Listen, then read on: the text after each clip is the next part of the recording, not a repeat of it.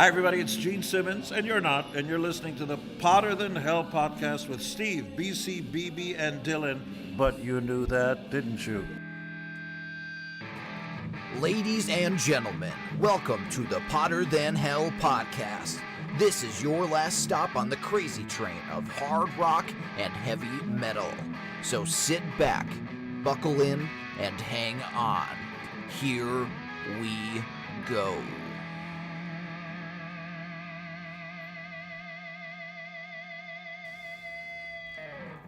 Hello, Potter Than Hellions. Welcome to the Potter Than Hell podcast. This is Steve, your host. I'm joined as always by BC and BB. And our keyboard player this evening will be Dylan. Hey guys, welcome back. Thanks for checking us out. Hope you guys are enjoying our shows. Before we get into the big part of the meat of the show, we'll do our usual. We'll talk about a couple little news items. Guys, the trailer for the new Queen biopic, that's what they're calling them, right, Dylan? Yeah, it's a Freddie Mercury biopic called Bohemian Rhapsody. The trailer just came out. I think it was yesterday as when we're recording this. What do you guys think? Interesting, that's it. I mean, like you said, a lot of the guys that are playing the parts look actually like the real people, so I'd be interested. Yeah, definitely, because I know more of the music than actually behind the scenes and how they, actually became a band and, what else happened. So definitely interesting to see a little history from the band, because it's just one of those bands that you, at least in my eyes, you know all the songs, you know the hits, but you really don't know the history behind the band. Play the hits. Play the hits. I was really excited when they announced Rami Malek was playing Freddie Mercury, because I've seen him act in Mr. Robot, which is an amazing show. Not actually about robots, for those that want to get into it. And he's really amazing in that show. And seeing him in this trailer, he just looks and acts the part from the little that we see of the actual movie. I was like, he looks like Freddie Mercury reborn, and it's crazy. Yeah, I think it looks cool. Looks like they're going to show a lot of live stuff. I'm sure they're not, going to show, a lot at a time, but it looks like they show all of the eras of the band when they're playing. You can see them during a club. You can see them when they're in little bigger places, and you see the different costumes that he had on. Yeah. And they really Freddie Mercury this guy up. He's got he's got the little buck teeth kind of thing going on there. And I think the younger Freddie Mercury looks like, with the longer hair, looks like, holy shit, looks just like him. Looks great. And we were just talking, the guy that's playing Brian May looks like him. So far, it looks like the equipment so far is pretty spot on. At least the guitar that they have the Brian May guy playing looks like the same guitar that Brian plays. I think it's going to be. Yeah, I think it's going to be interesting. It looks cool, and they're a band that. I think they're kind of tough band to put it in a category. They're not. They could be pop rock, they could be hard rock, they could be just classic rock. There's just no really. You can't nail them down, and I think that was one of the things that made them such a good band. Was they were just so versatile. They could play a slow song and make it sound good, and they could rock the shit out of it. And if you guys out there have never heard the rockin' version of "We Will Rock You," it's on Queen Live Killers, and it is kick ass. They call it the fast version on that. And I'm always a little nervous about biopics. They could go one of two ways. They could be really good and really entertaining. They can let it entertain you, to rephrase a Queen song, or it could really suck and fall flat. And I'm hoping this one does really well. Because there's been some great ones out there. They don't even have to be hard rock or rock movies. Like the Ray Charles movie was friggin' great. The Doors one was really cool. And actually, the Doors movie, that was the first date that I took my wife on. We went to see the Doors. Because it was that time where there was nothing else in the friggin' movies, and we went to the movies. So Walk the Line, another good one. Walk the Line was really good. So we hope they do this justice. It looks so we got the Queen movie coming out, and then we got the Motley Crue one coming out. The Dirt. So we're going to be theaters versus Netflix, right? I think it might be on Netflix. I think it's Netflix. I think. Netflix, yeah. So we'll see how that goes. Maybe we'll do a battle of the band movies or something one of these days. So it's going to be interesting. I don't think they set a release date for the Queen one, and I know they're still making the Motley Crue one. So we'll have to. November. Was it November? I saw it. Yeah, it was Okay. like the very end. And Oh, was it? Oh, okay. Maybe they'll do it to November 2nd coincide or with the something. anniversary of his death, which was, I believe, the 23rd of November. 23rd of November, same day Same that day Eric Carr died. Same day. exact day, right? Yep. Just Couple years like before I was born. when Elvis died, Groucho Marx died the same day. Yeah. So who's Groucho in this situation? I know. This past weekend they had the Kiss Expo in Indianapolis. Everybody and their uncle that was associated with Kiss, I think, was there, Except for the main two. except for Paul and Gene. But I know Gene had a vault thing going on that weekend, and Paul was probably just watching everything unfold. And he's probably painting his latest. Painting his boo-hoos. His on it. latest. Yeah, so, canvas. but it looked cool, you guys. I don't know if you guys seen any of the videos. I saw some of the live jams. Yeah, it was cool seeing And then Freddie's comment. Frehley's comment. That was cool. I don't know if Ace just had a bad day at M3. He looked like he was rocking it pretty good at Indy. It was definitely better. Yeah. A few areas were. Yeah. Did they do the synchronized moves and deuce? No, they did not. They did not do that because it was Ace, Brent Fitz, Todd Kearns, Bob and Bruce Kulick, I believe, played. They played deuce. And Todd Kearns, I'll tell you what, he just absolutely is phenomenal. Absolutely. And he sang also with the Kulick Brothers band that was on Kiss Cruise 7 last year, and they did the same set there that they did on the boat. It was amazing. To see that again and see those songs played the way that they played them is just like phenomenal. Especially my favorite is Still Turn On the Night. Just seeing how that song is played without the keyboards and the crappy over-polished production, and just amazing. And I've been watching Stephen Michael and Sonny and Joe Polo and those guys and Jody Have Not and everything. They were posting stuff and live shit all weekend, and you guys, thanks for putting that stuff out there. And there's a ton of shit online from all different angles. Lita Ford played.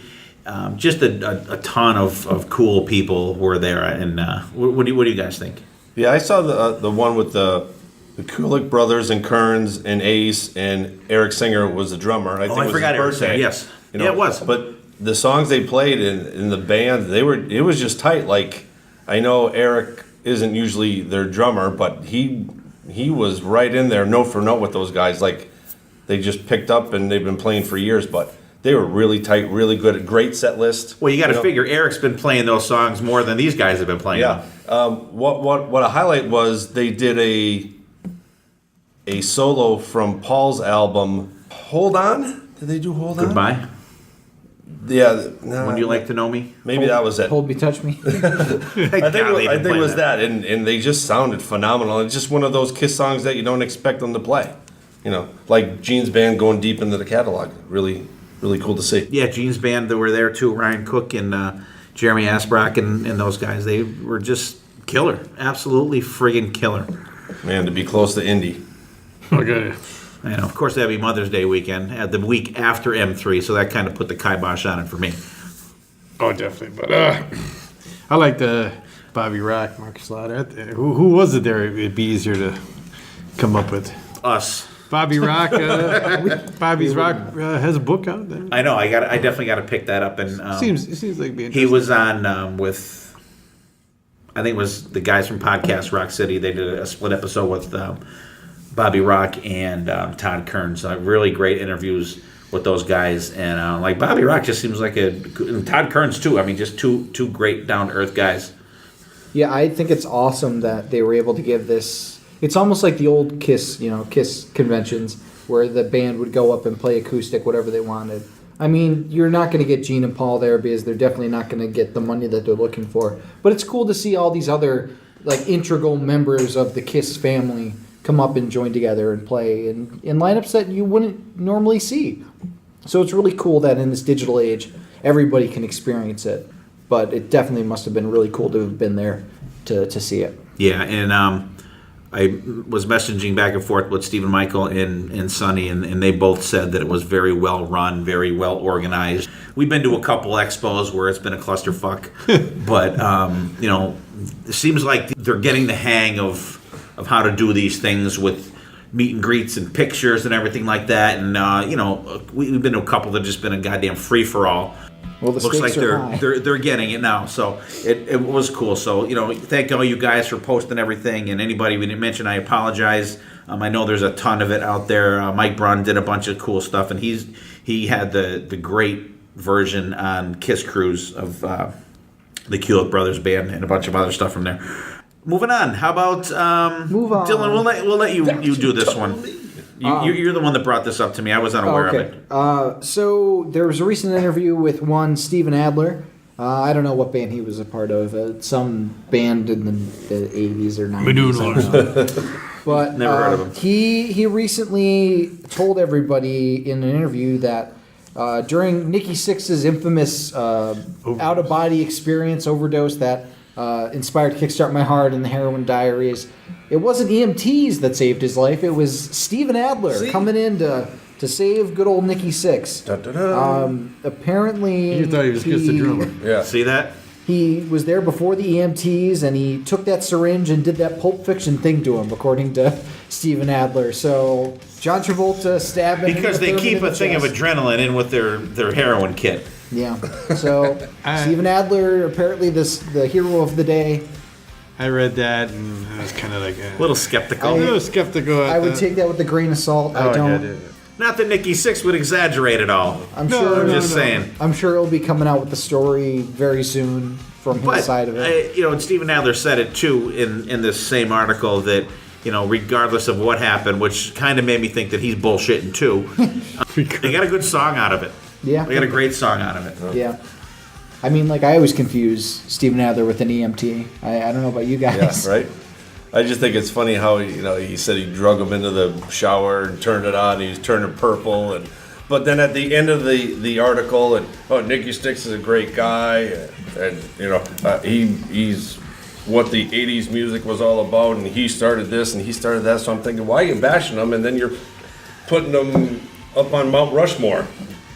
So, yeah, I thought it was kind of confusing. It's just weird. I think everybody back then was doing a little too much drugs, and I don't think anybody knew what the hell. nobody really knows what happened. Yeah. To be honest with you, that's just my They opinion. were all high. Maybe Steven Adler will come out with his own heroin. But hey, diaries. he's playing some shows, and here we are talking about him. So he's keeping himself in the news. He was really good when he played M3. He was with excellent when he Adler. played M3. He I had a was really blown away. good band, and he, seems whatever so deficits he may have had after his stroke or whatever, now he's played great. I think it was a band Sheen McNabb is playing bass now. He just played Lynchmob. He just was played- Lynchmob, yeah. He just did Lynchmob, but he Yeah. just did a show with Steven there. Oh, really? Well, these guys are. They're everywhere. These guys are phenomenal musicians. They can just pick up, have bass will travel. You have everybody have sticks and have guitar. Why not like have the bass movie will Hired travel? Gun. Yeah. So I don't know. Whatever you guys think about that. One thing I want to do is we had Chris Granza on the show, our last show that we did, the M3 wrap up. And he mentioned his band Reach for the Sky, their new CD. It's called Gang Vocals, Pick Slides, and Screams. BC and I went to see his band live last week. They were phenomenal. They were excellent. And the CD is great. It is just a jamming CD from beginning to end. What do you think, BC? I agree. The show is phenomenal. I didn't really get to check out the CD yet, but if the CD is anything like the show, It is. I'm 2 thumbs up. It's a really well produced CD. There's always that trepidation, it's a local CD. How well is this going to sound? I'm sure the music sounds great, but how polished is the production going to be? And this is a really tightly produced album. I was really impressed, and the songs are great. Peace of Mind definitely stuck out for me as a key track. Yeah, that's a really good track because the first time I saw them, they played at Dillon's College, and Peace of Mind was the one that stuck in my mind. Speaking of Peace of Mind, the day we're recording this is the 35th anniversary of Iron Maiden, Peace of Mind, their masterpiece, in my opinion. The masterpiece of mine. Yeah, but just a great album, front to back. Hopeless Feelings, Letting Go, Traveling Song, Your Stand, Goodbye, Beyond Repair. So you guys check that out there. It's Reach for the Sky. Look for it on iTunes. Reach for the Sky is no spaces, just all kind of one word. Check it out. It's called Gang Vocals, Pick Slides, and Screams. If you guys I don't know, it's kind of maybe Ramones meets Motorhead or something like that. Not heavy double bass kind of stuff. I know Chris described it as Social Distortion meets Motorhead. Yeah, and so- that's a pretty apt comparison. Okay, and I'm not a Social Distortion fan at all. I guess I can name one song. I guess it's called "Reach for the Sky." That's what the band's named after, because they started out as a Social Distortion tribute band, but they evolved into them doing their own songs. Great talent in that band. It's Absolutely. just you guys check it out. Well, guys, I know the topic of our show this week, and I know a lot of what everybody was listening to, but what's something a little different besides what we're going to talk about tonight we're listening to? BC. I'm going old school. Probably about 6 months from now, I won't listen to anything new. I've been listening to Lion, Dangerous Attraction. Ooh, good album. I picked that up for like $10 in Totally Philadelphia on vinyl about a month ago. Wow. Great album. Doug Aldrich. Classic. It's just a kid. Yeah. Dylan. I've actually been delving back into Kicks after you guys were singing high praises about them at M3. I was kind of jonesing for some Kicks. Midnight Dynamite.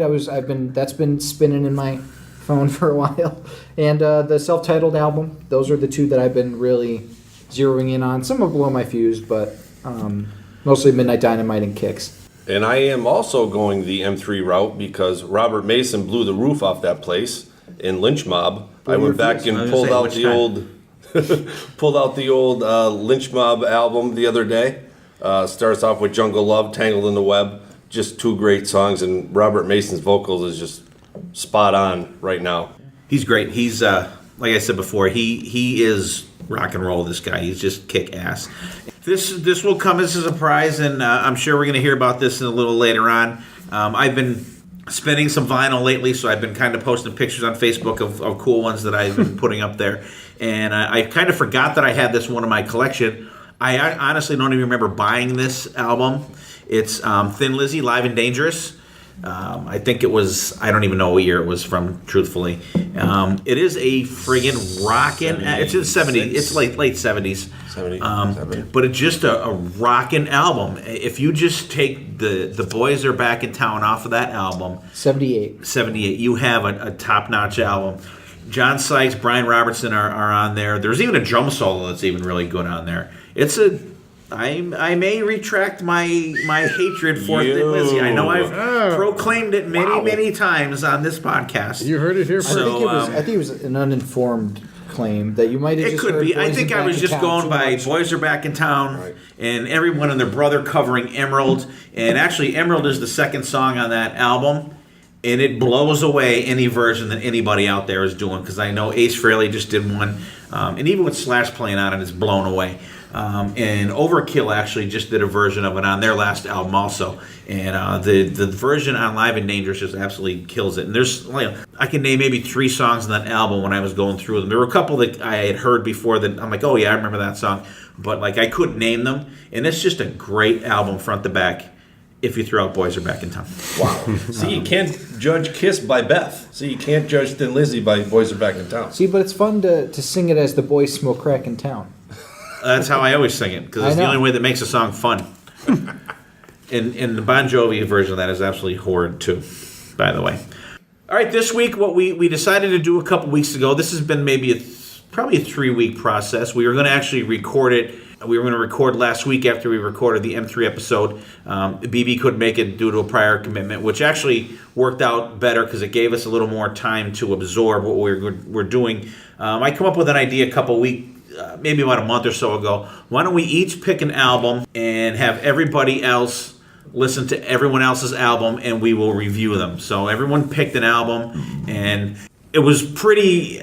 I was totally not surprised by what BB and Dylan picked. BC, I thought was going to pick a Thin Lizzy, Lizzy Borden album, and I think it was a knee-jerk reaction, BC's pick. Because Right, you were which- like, pick an album. This one. Yeah. So we picked the names out of a hat of whose albums were going to go in what order. So the first one that we picked was BB's pick. So BB, we'll let you take it away. Give us the lowdown on this, and then we'll go through it. We'll give our reactions. All right. As everybody knows from out in the podcast land, I'm a big Black Label Society fan, and I've been trying to sell Steve on listening to this album because This is the first actual Black Label album that Zach kind of turns down his whiny, cryny pedals, and he kind of makes actual music on this album instead of the whiny. It's finally time that he sat down, and what really is another great story about this album, they only have 3 guys that are playing on the album. They have Zach, they have his buddy that's been playing with him forever, John DeSario, and he brings in a local kid, Chad Saliga. He plays drums, and they put out a great album. It was released in April of 2014 under the E1 Music label, and it's called Catacombs of the Black Vatican. Shocking. Bearded Zach. Bearded Zach has returned to the Potter Than Hell podcast. Now, they only actually released 2 singles from this album, but what a great reception it got, because it debuted number 5 on the Billboard 200 and number 1 on the Rock Albums chart, with 25,000 copies being sold in the first week. Wow. And the album actually sold 80,000 copies in the U.S. in March of 2016. So he really pushed this album, and I really think it got pushed out because when they did this album, it's not jamming A chords down your throat like Zach always does. It's an actual musical album. You get them up your ass instead. It's an episode. Ouch.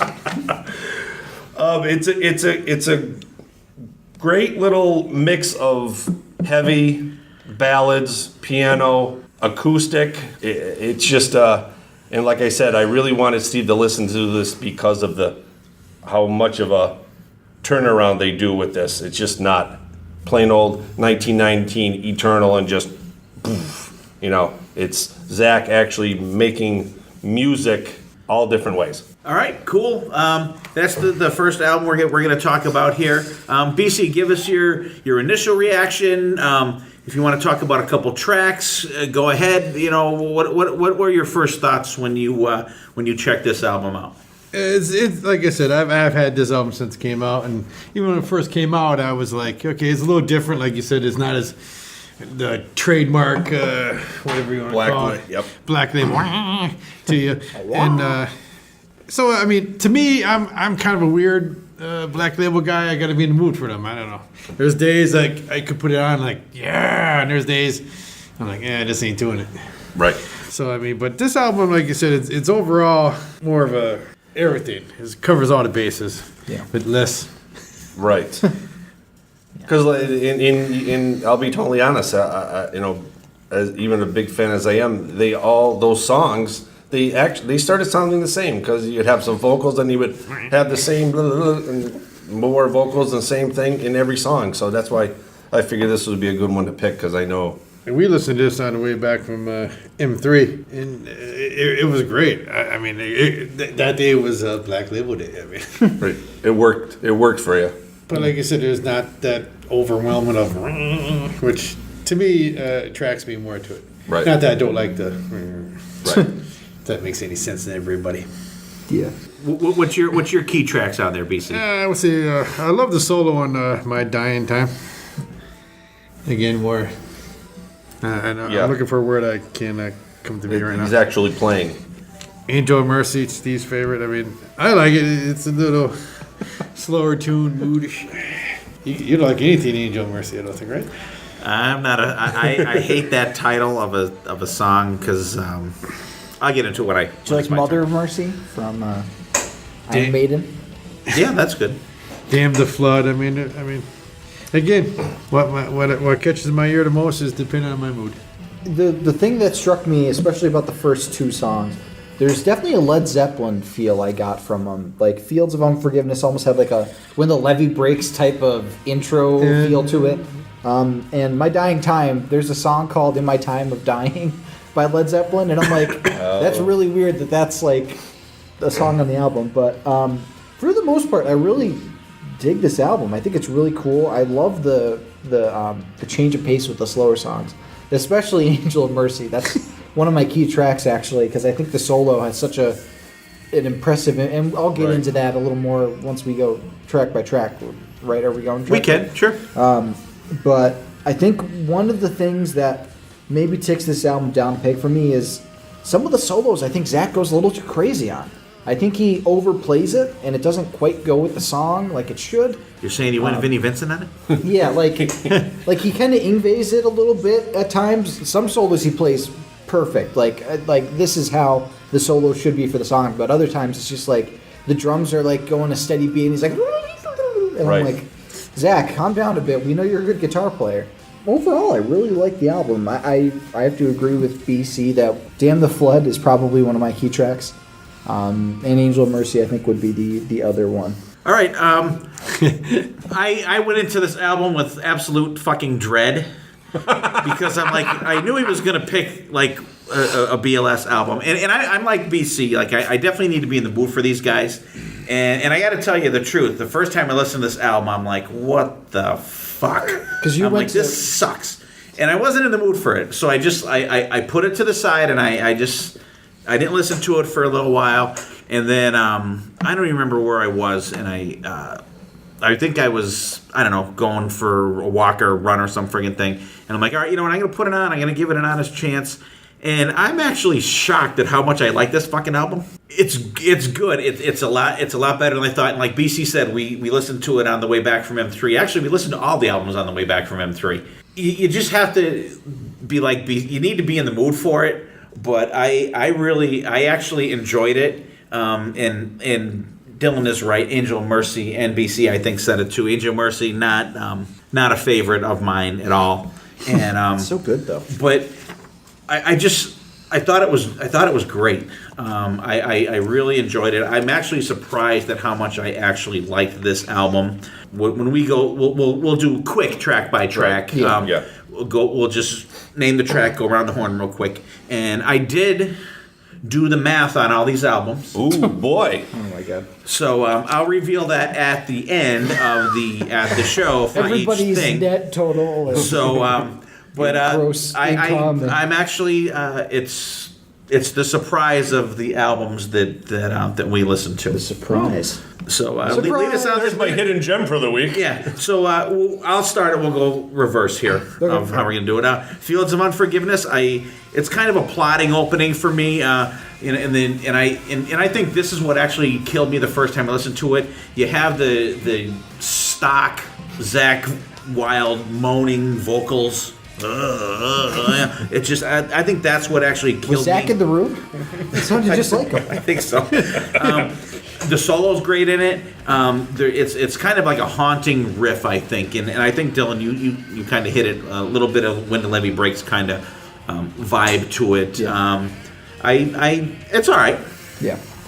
I definitely agree. I think it is a bit of a slower beginning than I would have liked for this album. Right. I do love the solo in it. I think the solo is awesome. But it definitely has that kind of bluesy feel that I do like in a song. And I thought it was an okay beginning. I think there's better songs that could have been a good, like Damn the Flood, I think could have been a really good opener. But I do like Fields of Unforgiveness. I agree with everybody ahead of me here. Could have been something a little bit better, a little bit more Dynamic. in your face. I don't know, in your face, dynamic. But overall, I mean, I like it, but it's Right. not one of my. As me being the fan, that was the one thing I wrote. I don't think it's a great opening track. I would have put My Dying Time, which is song 2, open up. It's a little bit somewhat more aggressive, a little Yes. bit heavier. More what It's you more what you would expect from Zach Yeah. without the crazy pedal. But so I might as well start with number 2 on My Dying Time. One of my favorites on the album, and like I said, it's a great song, and I wish that was the opening track to the album. Yeah, I think that's fair to say. And what I'm going to do is we'll do 2, so we move it along a little better. My Dying Time, I like the layered vocals on it. They were pretty cool. It's got a good driving riff. I thought the drum fills in this song were really great. I think that was the standout part on that song for me. And then the next song, Believe, decent mid-tempo song. The solo is friggin' great. Listen to the lyrics in this song. It's like kind of a, is there really a God kind of song. and the lyrics are very cool, very deep lyrics I put on there. But I thought the solo was freaking cranking in that. Yeah, My Dying Time. I think this is the song that for me was. I thought he went a little too wild on the solo. It was like he was on the crazy train, and the train started to derail a little bit. That's why I liked it, I think. And I mean, like, it makes an impact because I wrote it in my notes, but it was good. Believe, I love the riff in Believe, and there's some cool changes with the riff in that song that I think are really they hit me. My Dying Time is one of my top 3 on the album. Yeah, like I said, to me, the solo, you might go a little crazy. Personal preferences. But I don't know, that grabs me. Yeah, I'm sorry. Believe I like to. It's another. Now, do you believe in life after love? I don't believe in love. But Never have. Never will. All right. So Believe for me, I have down it typical BLS song, and the guitar is great, and the Zach whiny vocals. I think it kind of gets hidden a little bit with some of these better songs. The next song, Angel of Mercy, great song. Love this song. I like how it starts off acoustically. He throws a little piano in there, and then he goes crazy electric guitar solo. This may be I thought would be the song that kind of put them maybe on the radio, or Ozzy's Boneyard kind of get their name out there for this album. I thought maybe this was like the selling point of the album. And number 5, Heart of the Darkness. That's probably one of the heavier songs on the album. The sound to me for this one, I really thought it could have been on the newer album, because the newer album I thought sounded very similar to this song. Grimmest Hits? Is that Grimmest Hits? Grimmest yes. Hits.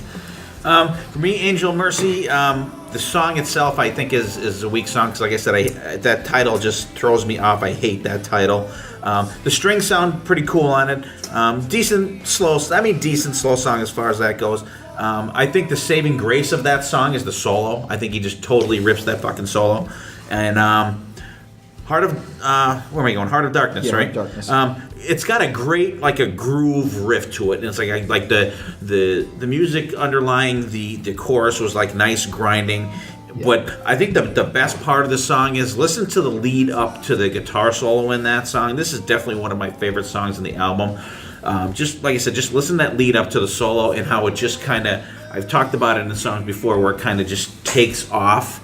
But you need a good lead up for it to take off, and I really thought that was a great segue to the solo, and it fit perfect, and it's one of my favorite songs on the album. Yeah. I think Angel of Mercy is the best slow track on the album, in my opinion.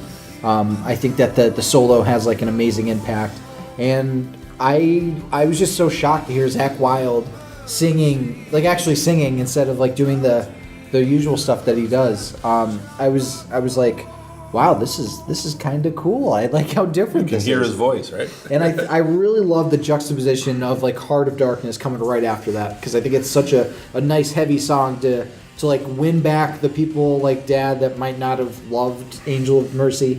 I think it's a cool dessert to pick up the heavy, fillingness of the. That was a terrible metaphor, so I'm just going to drop that.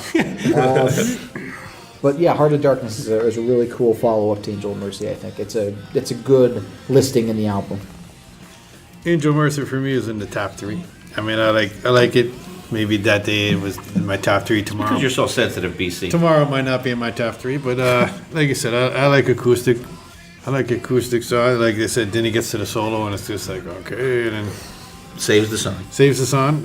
in some pins. And then, like you said, after that comes Heart of Darkness, and I guess, like you said, bam, comes back, it grabs you, it gets you back from, the album's going down, and grabs you by the balls and brings you back in. So after Heart Darkness, you get Beyond the Down. Once again, that's another heavy song. So you get the left and you get the right. Both songs are pretty similar. There's a little bit difference. I think these vocals a little bit darker than Heart of Darkness. But once again, you get the 1-2 punch, heavy. But then you go back to song 7, Scars. Now, I'm not 100% sure where this version is, but there is a version. I want to say it's actually on the CD itself. It's a video. It's just him playing the piano, and it's just him by himself with his clear vocals. And I wish I had a copy of that to just let you guys hear it, because it's a lot better than the actual version that's on the album. But it's just another version of how Zach takes. He can go from super heavy to super sensitive, in a song. All right, these next two songs for me, they're kind of the low point in the album for me. I think that Beyond the Down is just a blah, average BLS song. This is one of the type songs, is the reason that I was dreading listening to this, have to listen to this album. I think it's just too overdone by these guys. It was just a blah BLS song, in my opinion. The solos are even okay. Scars, too mellow for me. Breakup song, it's just okay.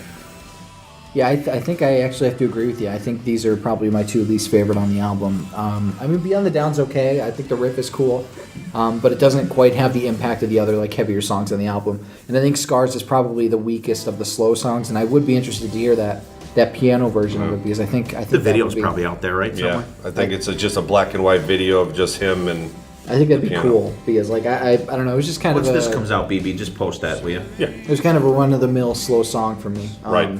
I like the other two slow songs on the album. I think those are really awesome, but Scars is just I could live without it. Yeah, Beyond the Down, I mean, not bad, but nothing to say, yeah. And Scars, like you said. So you're saying no. Say no. Say no. Scars is just, like I said, I like to hear the different version. Yeah. It did grab me at the moment. All right, number 8, Damn the Flood. Starts off, I really like the drums in this. Finally, for me, you actually hear Chad playing. Starts out with a real good heavy drum beat. And what I have down is this is one of the first songs you actually hear old Zach, which sometimes Steve would say you dread hearing, because here comes the crazy wah-wah pedal, but to me it actually fits the song. It's probably my 5th best song on the album. And then I've Gone Away, that's just another, I think it's a filler song, it just sounds typical BLS. Just nothing stuck out to me for this song. It's just a regular Black Label song. Yeah, Damn the Flood is absolutely, positively my favorite song on the album. I think it just kicks ass, especially after Scars. You just want to run into traffic or jump off a bridge or something for Scars. It's a piss break. But Damn the Flood, I think, is just it rocks right out of the gate. I absolutely love, like I said on Heart of Darkness, that I like the lead up to the solo. The lead up to the solo in this song is even better, and it's definitely got one of what I call the takeoff solos, and it just totally friggin' rips. I absolutely love this song. Totally my favorite song on the album. And I've Gone Away. It's got a good bit of grindage to it, but it's more of another average BLS song that I think is been done to death by these guys. And I throw that in the category of Beyond the Down also. But Damn the Flood, kick ass, and I've Gone Away is just back to average, and the solo's good in it though. Yeah. I think I agree. Damn the Flood's probably my top song from the album. I think the time change in the middle is really cool. Yeah. I'm a sucker for a good time change, and that one does a really good job of just keeping that energy going. And it's such a good song, and that solo is really awesome. The lead up is really cool. I've Gone Away. I did like the cool chugging grind riff, but otherwise it's just it's an okay song. It's nothing special, but Damn the Flood. That's my key track right there. It's happening. It's happening, man. It's happening. Damn the Flood is, like I kept saying about top 3, that is one of the top 3. Number 1 of the top 3. Okay. Not one of the Top dog. And then, like I said, I've Gone Away. To me, it's like they pulled out of a bag they had on the side, and We need another just, song. just put it in there. I mean, not that I'm not saying it's bad. It's just that nothing. It's an average BLS. Yeah, they reach in the bag here, put that on there. Boom, boom. All right, so song 10, Empty Promises. This song, the intro, the drums, is phenomenal. This gripped my ear from the second it starts. Chad Saliga plays a great drum beat in this opening track. It's another great tune, and I think it's saved by the drums. And Shades of Grey, to me, it's probably the crappiest song on the album, and Wow. depending on which version you have, this may not be the last song. I don't know if It you was guys for me. It was on my version too. Okay. On mine, yeah. Okay. So once again, it's the shit. To me, it's like shitty bookends. The opening song was a horrible opening song, and I just think the closing song, Shades of Grey, just didn't do it for me. Yeah, I gotta agree. Empty Promises. It's I have written down interesting drum intro. Really cool. Yeah. Really cool. It's got a Godsmack like feel to it. Like voodoo. No, I don't know about that. Like mid tempo, but it's definitely got a Godsmack feel to it. It's got the usual sounding chorus to it that those guys have done to death. Not a bad song. It's pretty grinding. The solo's pretty average, I think. And I definitely agree with my esteemed colleague B here. Shades of Grey is absolutely terrible. And I don't know what Gotta call a spade, Dill. what Zach Wilde's fascination with rivers are. I don't know. It seems like he mentions, Well, maybe he lives in a like, van down by the river. like flowing water all the time. There's always some kind of river song or something in there. And I totally agree with you, BB, that it's absolute horrible ending to this album. Dylan does not agree with us. I don't think I do. I like it as an ender. I think it's a nice, like, reflective ending song for an album that's different for Black Label Society. The solo is really cool. It goes with the song. I think it's a nice palate cleanser in a way. It helps you come down from this high that Black Label Society has put you up in. And I do like the atmospheric feel of Empty Promises. It is kind of a cool, like, Yeah. ooh, this is kind of different from the rest of the songs. But I like Shades of Grey. I think it's a nice closer to the album.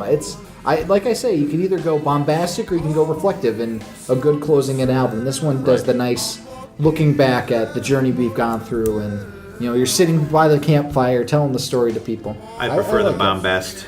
that. I mean, like, the bombast is good, but like on an album that Black Label does like 3 slower songs, I think it's a good closer. Right. Empty Promises to me, I mean, like some notes here is drums. Again, nothing I'm gonna write home to Judy about, but What? Judy's gonna be pissed. Judy's gonna be pissed. But Judy doesn't like it either. in Shades of Grey, I kind of like the song, Thank you, BC. but not As a closer. as a closer. Okay. All right. I like it as a closer. I think it's a nice. I know what you're saying, but I don't know. Like, you want to leave people Wanting your more. last track of the album and saying, "Damn." I think it's different for Black. I like that they're taking a chance. Oh, it's That's different. Different kind of closer. But I mean, just in general. Yeah, so No, I understand. Leave the album like you said. All right, damn. wanting more. I wish there was another song after that. The cheese stands alone.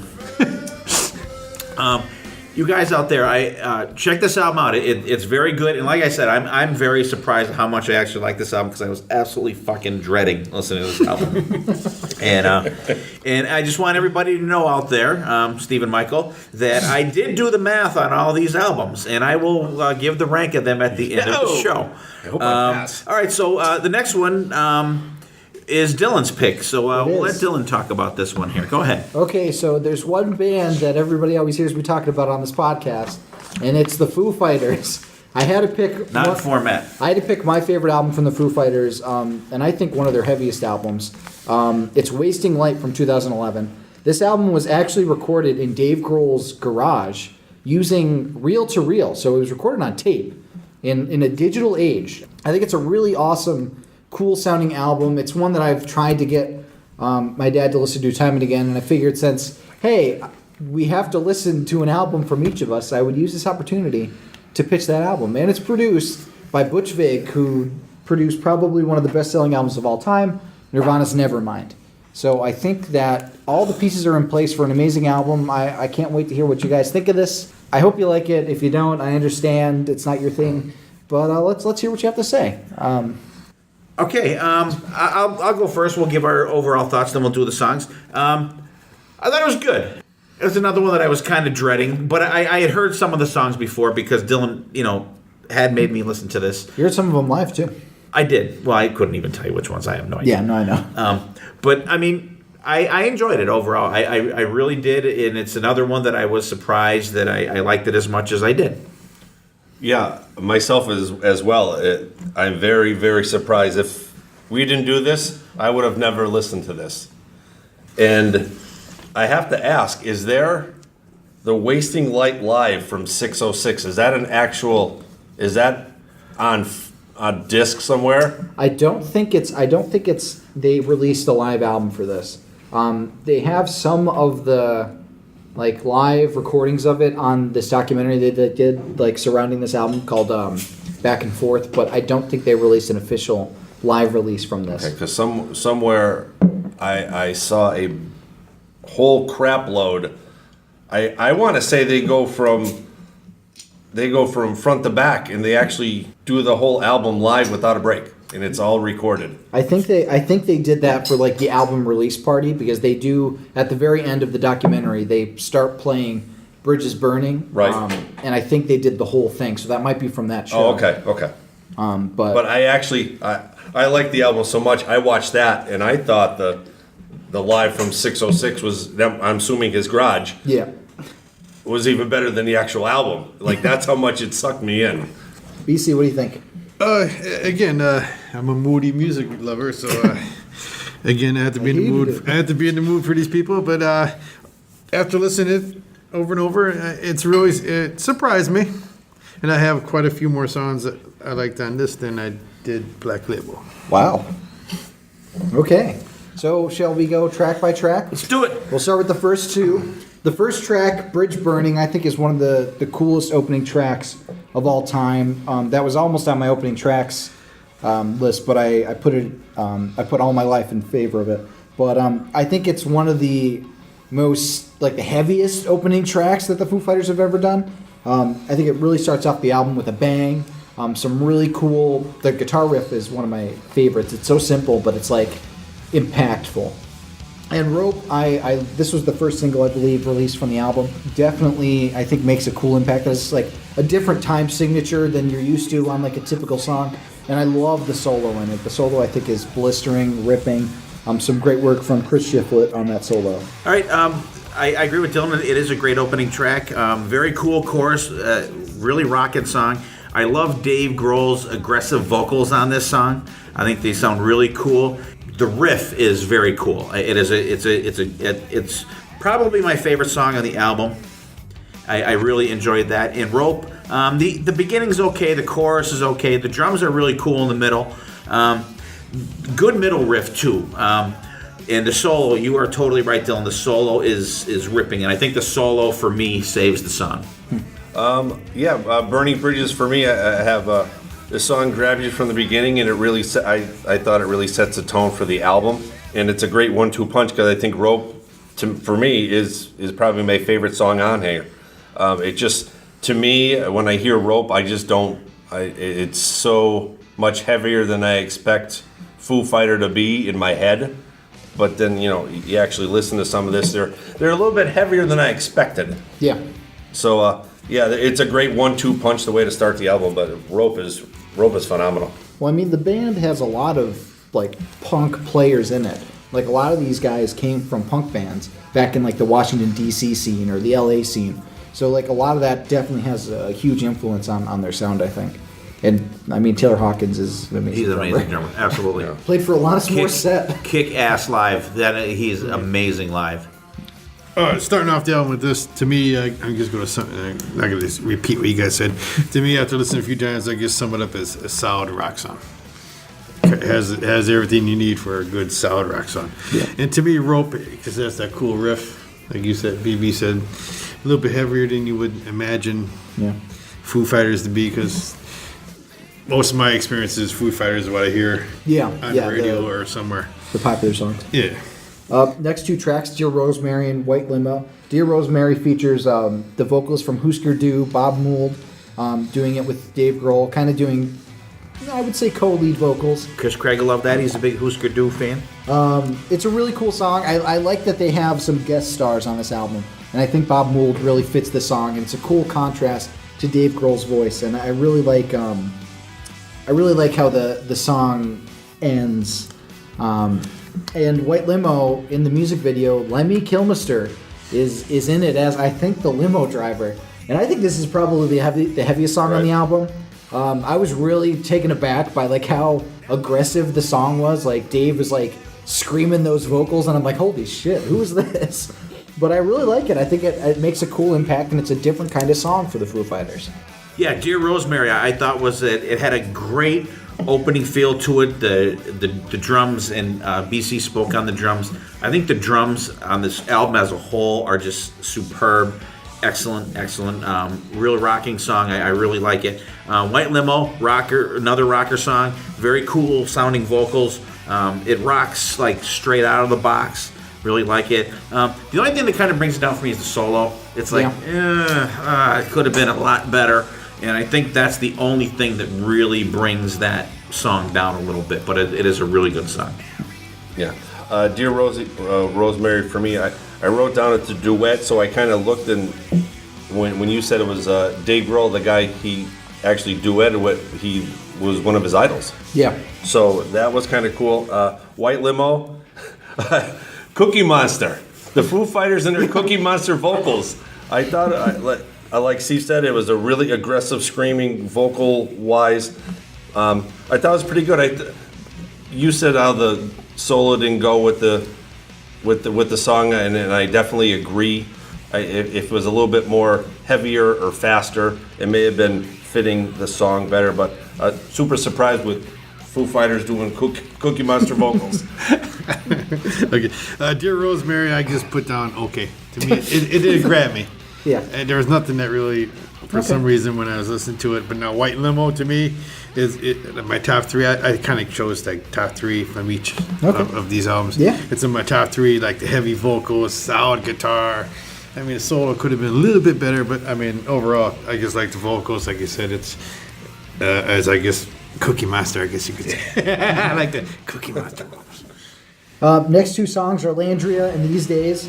Arlandria, I think, has the great loud soft that Nirvana has, like where it's kind of like a softer thing, and then it bursts into like a loud sound. I love just how different this song is. It has some like different kind of vocals, and it ends really abruptly, and I really love how it ends with a "Oh God, you gotta make it stop." Like it's such a cool, impactful. Like I got like chills the first time I heard it. I'm like, oh shit, that's a cool ending. These Days is definitely like the single off of the album, and that's another loud, soft song where like the verses are very, kind of melodic, and then it comes in with like the one of these, and then the drums come in, and it really makes for an impactful chorus, I think, when you have the verses kind of just like nice and mellow, and it's a cool little riff. I think it's a really awesome song. There's no song on this I don't like, just to clarify. But yeah, what do you think, Ted? Arlandria, I think it's got a good feel to it. I think it has a great pre-chorus. Mm-hmm. I think it's really, really cool. Definitely fits the song great. Away. And the chorus is great too. And there's no solo in the song, which kind of, for me, my feelings on having no guitar solo in the song. But you get to hear Dave Grohl come again some other time. But it's decent. It's a decent song. I like it.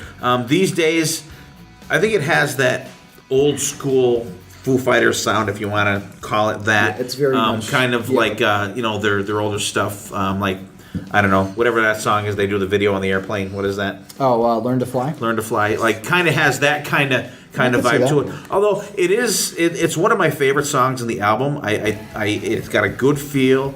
It is definitely if you I think the one song on that album, if you heard that, you would instantly know it's the Foo Fighters. Yeah. I think it's a perfect song that epitomizes those guys, and I love the chorus in it too. That's it on that one. I almost went into the next one. Go ahead. How do you say that? Alandria? Arlandria. I thought it was an okay song. I thought it was missing something. And these days, I really like this song. I like how it was a lot slower start, and it kind of picks up and takes you for that ride as you go on. But that's another great. I think I've actually heard that song when I went through it. This song was familiar because I've heard that from somewhere. But another great tune on that one. I get Arlandia for my notes here when I was listening to it. I just put down Crazy Woman song. Another BC theme song. Another BC theme song. So, I mean, overall great. I mean, and These Days is in my top 3 for some reason. It's the radio hit, and it's in my top 3. It is, but it's a good song. It's a good song. It's a good, like you said, it has the catch and the hook. Yeah, They know how to hook you. Foo Fighters. like you said, I think you said it. Steve said it, that you hear it, you're like Foo Fighters. Back and Forth, A Matter of Time. I think Back and Forth might be my weakest song, I would say. I like it. I still like it. I just it doesn't quite grab me like the other songs. I like the chorus a lot, but I think it's maybe the weakest link in the song. Even though they named the documentary after it, it might be my least favorite. But A Matter of Time, I really love the riff in A Matter of Time and like the lead into the chorus, and I think it's a cool, grooving song that just like keeps going the entire time, and I like it, especially to pick up after Back and Forth, which isn't a shitty song, but it's probably my least favorite, I would say. And as usual, I totally disagree with Dylan. I really like Back and Forth. I think it's one of my better songs on the album. Show a little backbone. I think it's got what? That's the lyric from the song. So. Oh, all right. I think the chorus is great. It's a good song. It's got a rocking chorus. The solo's even decent in it. But listen to the bass in that song. The bass in that song. I mean, it's good throughout the album, but I think that song, it actually stands out the most in that song. Revisit it if you haven't noticed the bass in that song. And if I could say, I think this album is produced like you could hear each individual instrument very crisp. But the bass, it stands out more in this song. No, I agree. I really think, and it's one of my favorites on the album. And once again, I disagree with Dylan. Again, I think A Matter of Time is just an average song, and I think it's just pretty good at best. Yeah, to go back what you were talking about the album. What really grabbed me of this was the sound of the drums. Yeah. The sound of the drums in this album was phenomenal. So, props to the producer to bring that out, because there's a lot of tones of the drums you normally don't hear. The drums were spot on in this album. All right. Back and Forth, I wrote it's a typical sounding Foo Fighters song. Nothing really grabbed me. A Matter of Time, I like how it starts real heavy. I like the solo in that album. In that song. And yeah, that's what I have for those two. So they're not in my head now. No, I get you. Yeah, but for me, Back and Forth, I just have down solid. And for A Matter of Life and Time, I have down the heavier start and riff. Mm-hmm. Now, should I go the last 3 on this one? Yeah, do the last 3. Okay, so Miss the Misery, I should have known, and Walk. Miss the Misery, I know BC was probably disappointed that it's not Hailstorm's Miss the Misery. But I still think it's a great song. I don't know if it's the title of the song that makes me like it, but I think it's a cool song. I should have known, actually, I think it's a really cool, different song for this album. It has kind of a slower feel to it. And it's definitely Dave harkening back to the Nirvana days, because he has the Nirvana bassist Chris Novoselic playing bass on this song. And I love the strings in it. I think it's a cool, atmospheric song that just builds to this like huge peak, and then it ends with like a almost like a release. And you could tell that Dave was really getting some shit out singing this song. And Walk, again, you can definitely tell this was released for a single. I think it's a really strong end to the album. It has a similar feel to These Days, where it's like the chorus just kicks in and it just punches you in the face. And it's really funny that he would sing this song when he had the broken leg, because it is almost like he's learning to walk again. But I think it's a really awesome, solid end to an album that I think, for the most part, has this upbeat feel to it, especially after I Should Have Known, having this kind of different, moody feel to it. All right, Miss the Misery for me. Another one of my favorites on the album. It has a monster riff in it. It just has that monster, like, holy fuck riff in it. Yeah. I think it's great. It's a great sounding song too. Just sonically, it just hit me as one of the better songs in the album. I Should Have Known. Mid tempo kicks in, and that's another song that the bass really stands out also on that song. Chris Novoselic, yeah. baby. Well, I didn't know that. I didn't look deeper in the album than actually listening to it. That was enough for me. Walk, I think is a good song. I love Dave screaming in that, and I think it's no offense, BB, but a much better ending song than we had on Black Label Society. Definitely. Good ending. All right, for me, Mr. Misery was okay. Now that we're starting to get a little bit deeper in the album, for some reason, the songs are starting to sound a little bit the same, but I love the riff in this song. I Should Have Known, loved it. I love the feel. I love how it starts out slow. It's catchy. Then at the end, he starts screaming at the end. I thought it was a great, roller coaster song. Walk, another maybe could have been on the radio, and I thought it was an okay ending to bookend this album. But to throw something out there, number on iTunes, Better Off. Oh, yeah. I wish that was on the album, because for some reason I think that would be phenomenal on the album. Better Off is really good. Better Off is... You could have got it at Best Buy. Great. I love the, oh no! Oh no! But yeah, definitely I'm very surprised by the album. Miss the Misery, I guess I've down NC, nothing crazy to me. NC, love it. I'm not saying it's bad, just nothing crazy. I just like that you have NC as nothing crazy. And then I Should Have Known, the slow start into what you expect from them. And then to me, Walk was in my top 3, and I guess I have exclamation marks after, because to me, you already said it, a good way to finish it out. Yeah. So were you guys surprised by this album? I was very surprised by it. Yes. I won't say very surprised. I was... Moderately pleased. I was actually the thing that surprised me the most was how much I liked it, because I as much as I bust your ass, I knew you wouldn't like have me listen to something that was terrible. Yeah, I'm not going to give you an album that you're going to hate. But my surprise part was of how much that I actually liked it. Yeah, definitely for me. I think I even sent you a text. It just blew my mind, and like I said in the beginning, I would have never listened to this album, but this may be a little Foo Fighter BB road down the history. It's a fun road. It's a fun road. Uh-oh. All right, you BC. I admit I was when it comes to Foo Fighters, the hits guy. Uh-huh. But this opened my eyes a little bit, so yeah, I might indulge a little bit more. You might maybe branch out a little bit. Maybe when we do this again, Dylan will throw another album out there for you. Actually, I'll make a rule. When we do this again, you can't repeat the same band. I was going to do the one where they record a song in different cities. No, no repeat bands. Rick Nielsen's in that Branch one. out. I don't care. Joe Walsh. Pick it as a gem. All right, you guys. We reviewed 2 albums real quick here. I hope you guys enjoyed them. The first one was BB's pick, Black Label Society, Catacombs of the Black Vatican, and Dylan's Foo Fighters, Wasting Light. We're going to come right back after our Hidden Gems, and we're going to do mine and BC's. All right, Hidden Gem time here, people. We'll give a little break in the review action here, and we'll start out with the Hidden Gems with BC. We're going to go with doing our homework. I came across, I think it was on iTunes, maybe. That's what's on my, right? Yes, it is. It was on the bottom there, so I saw the album cover and click on it. They play on a few songs. It's a band out of Germany, Hard Riot. Okay, not Quiet Riot. It's going to be a Hard Riot. It's a Hard Riot. They came out with an EP in 2009. Their first album in 2012, Living on a Fast Lane. Living on a Prayer.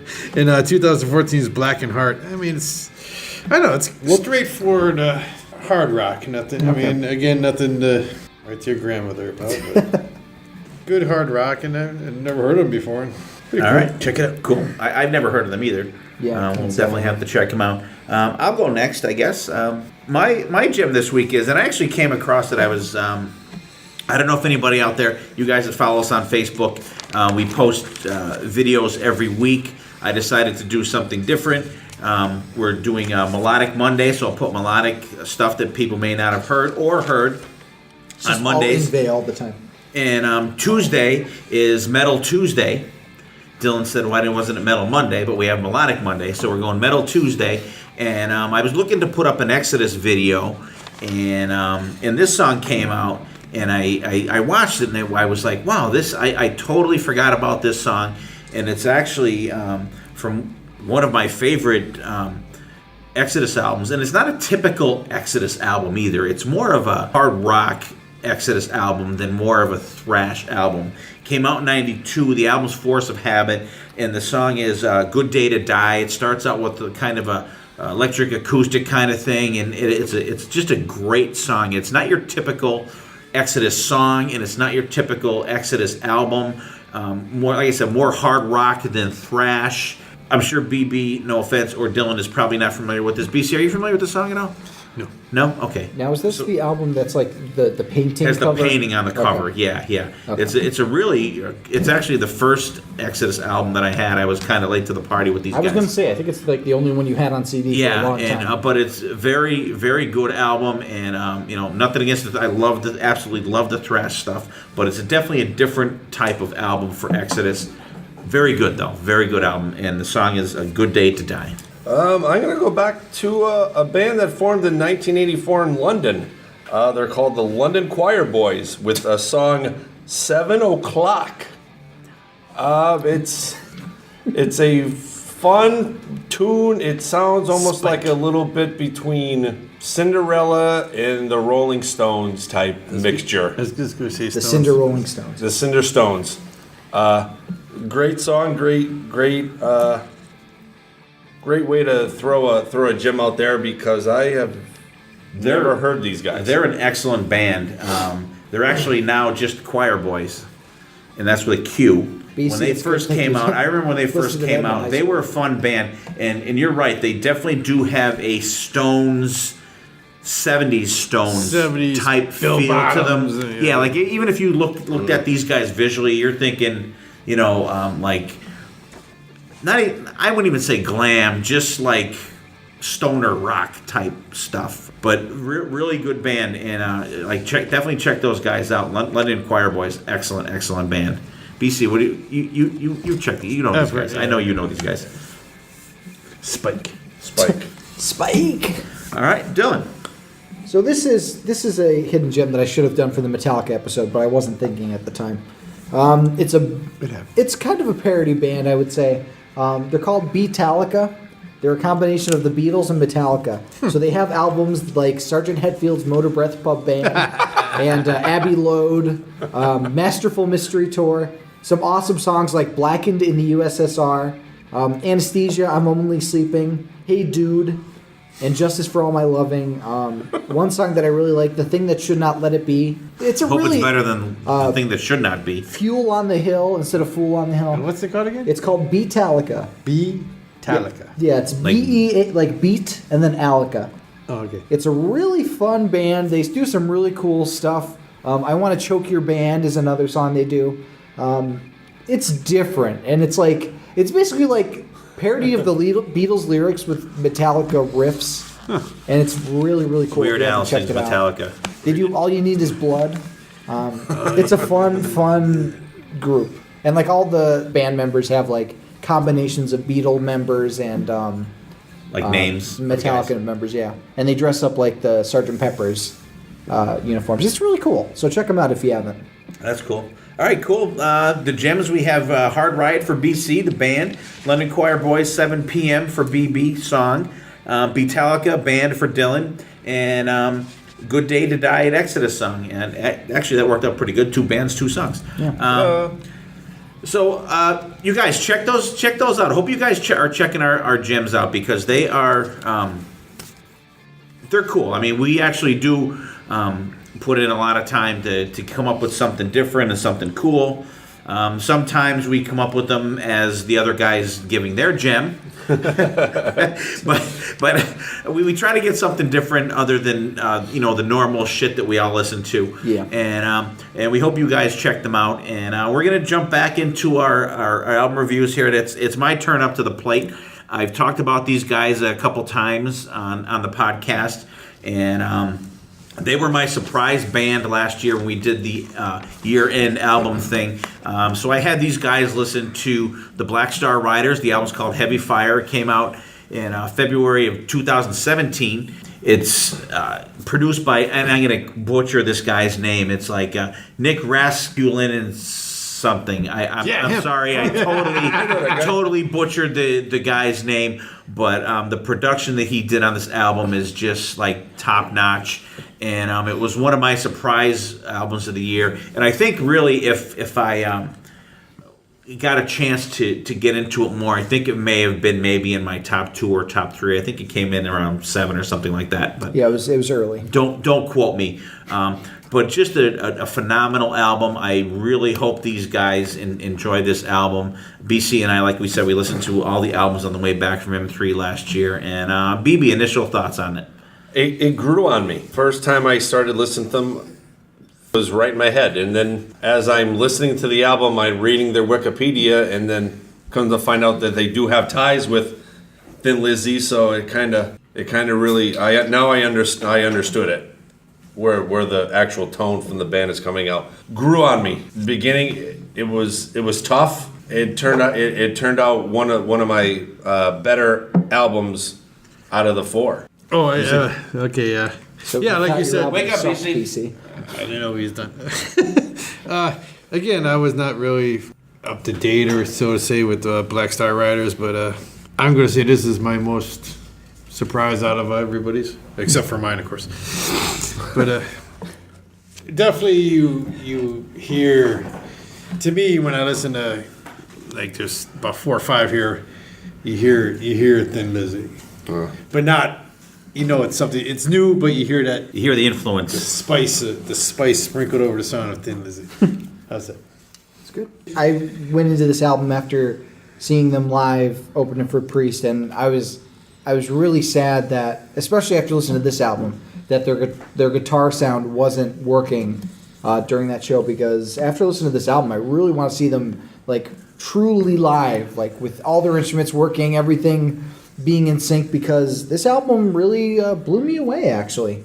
I think that the lead singer tries a little too hard to sound like Phil Lynott at times, but I do really, there was a lot of tracks on this album that I was like, holy shit, this is definitely getting added to my playlist. It was definitely a surprise album for me as well, I think. Yeah, I'll start off with the tracks, but I wanted to say before, and I've said it on the podcast, and I actually said at the beginning of this one, not a huge fan of Thin Lizzy. And as I said, I'm reevaluating that as we speak. But but the weird thing is, though, these guys literally were Thin Lizzy, and then they didn't want to go out as Thin Lizzy because there was only one guy. Scott Gorham was only Thin Lizzy guy left in the band. But it's weird because Damon Johnson and Ricky Warwick, the singer, write 98% of the material. There's only a couple other co-writes on the album besides Ricky Warwick and Damon Johnson. Scott Gorham is co-wrote on 2 of them, and Robbie Crane co-wrote on 2 of them. So the majority of the writing on this album is guys that were not in Thin Lizzy on any way, shape, or form, other than when they got back together in the mid 2000s. But Scott Gorham is the only original member of Thin Lizzy left. So they are the Black Star Riders now. This is their 3rd album. They released 3 singles from this album: When the Night Comes In, Testify or Say Goodbye, and Dancing with the Wrong Girl. 3 great tracks. We'll get into them. And I'm going to start off with the first 2 tracks. Heavy Fire, the opening track, title track. Just a dynamic dual guitar opening on that. The melody line in it is friggin' great. The song's got a great groove. It has an awesome tempo change in it. The tempo changes and you hear the sirens in the background. And it just kicks right in. I think it is a perfect starting opening song for this album. That this song says, here's what the rest of this album is going to be like, and it's going to kick you in the head. The next song, When the Night Comes In, kind of goes a little mid-tempo, totally kicks in for the chorus. It's got a great drum feel on it. Jimmy DeGrasso, he played in Megadeth, he played in Y&T, is the drummer on this album. Robbie Crane is the bass player. Scott Gorman, Damon Johnson, and Ricky Warwick all play guitar in the band. When the Night Comes In, second track, it kicks in for the chorus. Like I said, it's got a great drum feel in it, and it has awesome background vocals in it. I think it's just a top-notch song. It's a nice 1-2 punch, and these guys harmonize just fucking excellent. Yeah, I definitely agree. The opening track, Heavy Fire, it's a great opening track. It really sets the mood for the whole album. The only thing, for some reason, I don't know why, I thought that I like the music of that song better than the lyrics. But song number 2, When the Night Comes In, top 3 song, love it, catchy. It's a great song. I would have switched them around, but who the hell am I? That's why I'm not a producer. But definitely, When the Night Comes In is one of my top 3 songs on this album. Yes, Heavy Fire to me, good rocker. I like the little sirens in the part of it. And it was good to finally hear the song, because when we saw him live, the sound was not there, and all I heard was the ride cymbal. Horrible. So it was nice to hear this song the way it should have been. And When the Night Comes In, to me, Thin Lizzy, good song, but you hear the Thin Lizzy influence. The title track, Heavy Fire, it feels like 3 songs in one, because like there's a bunch of different changes in it, and it's like, wait, did we go to the next? Oh wait, no, this is still the same song. So I kind of appreciated that. I think that was cool. Because actually, even when they did it live, of what you could hear from it, it felt like another song. I was like to BC, I'm It like, felt like that, and then the sirens kicked in, and then No, I think it's the same. because we were having a hard time. Hard time here. I'm like, Yeah, I think it was they're a tough playing listen. Jailbreak. They're playing Jailbreak now. It was an okay song. The weird thing about this album was, for like the first, I would say maybe the first half of the album, it was like I liked like the odd songs, but the even songs were the ones that really just like blew me away. So When the Night Comes In is definitely one of my top 3 tracks, I would say. I love the soul singers in the background during the chorus. I think that a lot of the songs on this album where they have those singers, it just elevates it. It creates this kind of cool, bluesy almost feel to it. It's a straightforward rocking song that I really appreciate. It's a cool way to get you into the album after the title track. And I had listed on my notes favorite so far as I was listening. So it's definitely one of my top tracks on the album. I was going to say it's one of my top 3. I forgot to say it. All right, cool. Next song, Dancing with the Wrong Girl. It's got a really cool beginning. The chorus, I think, is excellent. The drum sound is great.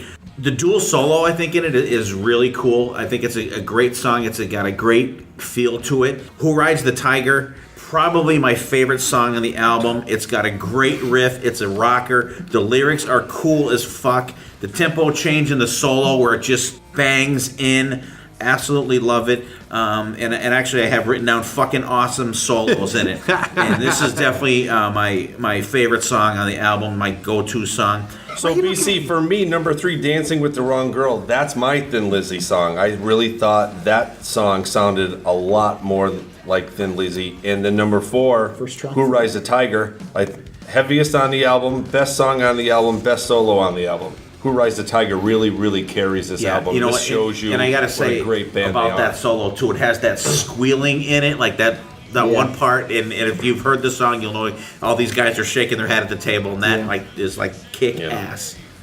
Sorry to interrupt, BB. No. All right, BC. Dancing with the wrong Girl, to me, I agree with BB, and I have down here Thin Lizzy. To me, I hear Thin Lizzy when I hear that song. And but to me, the number 1 song and my favorite off the album is Who Rides the Tiger. Like I said, I have down here fucking heavy rocker, the solo. Enough said. Yeah. It's BC's. It's great. It's BC's of approval. Who Rides the Tiger? So it's never a good sign for me when I leave off a track. I'm writing my notes, and Dancing with the Wrong Girl is a track that I didn't write any notes about. So that to me says that like it didn't stick out to me. I was like, okay, it's an okay song, nothing crazy. But Who Rides the Tiger, my second favorite song on the album. I like how it slows down during the verses. It has such a cool riff. and like the time changes are just like so impactful. And I love the chorus. I think it's a really impactful chorus, and that solo rips. And so I think it's the second best on the album in my opinion. All right, Cold War Love, more of a mellow song, and you guys know me, I'm not a huge fan of mellower songs, but this is a really good song. I think it's got a good feel to it. Get your lighters out. Let me see your fucking cigarette lighters. It's a good song, and it's just got a really good feel to it. It's actually a song that I really enjoy. Testify or Say Goodbye. That is a song that you just cannot get out of your head. All you need is Jesus in a 44. Is like, how much better of an opening lyrics can you get in a song than that? And that's a song that just stays in your head. The lyrics are really, really cool, and the solo's not great, but it's very good. But the dual guitars, the dual harmony guitars in that song, I think are just excellent. But Testify or Say Goodbye is definitely one of the highlights on the album for me.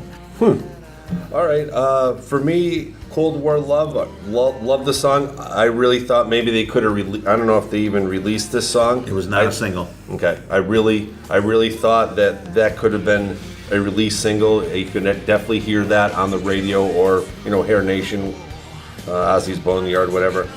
And then Testify or Say Goodbye, for me it was just okay. Nothing in my ears, nothing really grabbed me on this song. Okay, to me, Cold War Love, to me, just mid-tempo tune. Nothing really grabbed me. And Testify or Say Goodbye, to me, solid tune and catchy. I'm glad BC mentioned Cold War Love being a Met track for him, because I was a little because I think it's one for me too. I think it's too mid-tempo. The way he says "father" in the track really threw me off, because every other say it weird. It's like father or something, and I'm like, I don't. It just threw me right out of it, and I was expecting like the track to pick up or like to go somewhere, and it kind of just stayed this mid-tempo track throughout the whole thing, and I was like, oh, okay, I guess this is a song. So I would actually say it's one of my weakest on the album. Testify or Say Goodbye, it has that double guitar Thin Lizzy action that like I know Thin Lizzy to be, like this double guitar sound. That's the first song that really instrumentally reminded me of Thin Lizzy. I mean, the vocals throughout most of it definitely reminded me of the band, but the guitar on Testify or Say Goodbye was like, yeah, that's like the twin guitar attack that you expect from Thin Lizzy. Yeah, moving on to the next couple tracks here. Thinking About You Could Get Me Killed. Long ass title for a song, for one thing. But you haven't listened to pop punk then. I really like it. It's got a great bass groove to it. The pre-chorus is excellent in it. The chorus is great. The solo in it is friggin' blistering. Another standout track on the album for me. Thinking About You Could Get Me Killed. Next song, True Blue Kid. Just a good fucking song. And all I have written down after that is feel. It's just got a good feel to it. The background vocals are cool. It's got the as Dylan would say, the 50s ladies singing in the background, if you will. Soul singers. Just a very good song, and it's just a good song. All right, Thing About You Could Get Me Killed, I thought was a great song. Like Steve said, it's probably my third favorite on the album, right behind. It reminds me of the number 2 song, When the Night Comes In. Real catchy, great music and vocals. True Blue Kid, I thought it started off really, really heavy, but then it slows down and loses me when the vocals start. I don't know what it is. It starts off phenomenal, and then it's like, what happened? So, good minds think alike, Dylan. We'll get to it when we get to me. BC. Go ahead, BC. Thinking About You Could Get Me Killed is probably the title of my book. There he is. I guess I'm down like, it's a solid tune to me. I mean, now I'm in the middle of this album, I can't see. And True Blue Kid to me is like a radio hit. To me, I guess I guess it's a radio hit. Not that it's a radio hit, but I have that feel from it. Okay.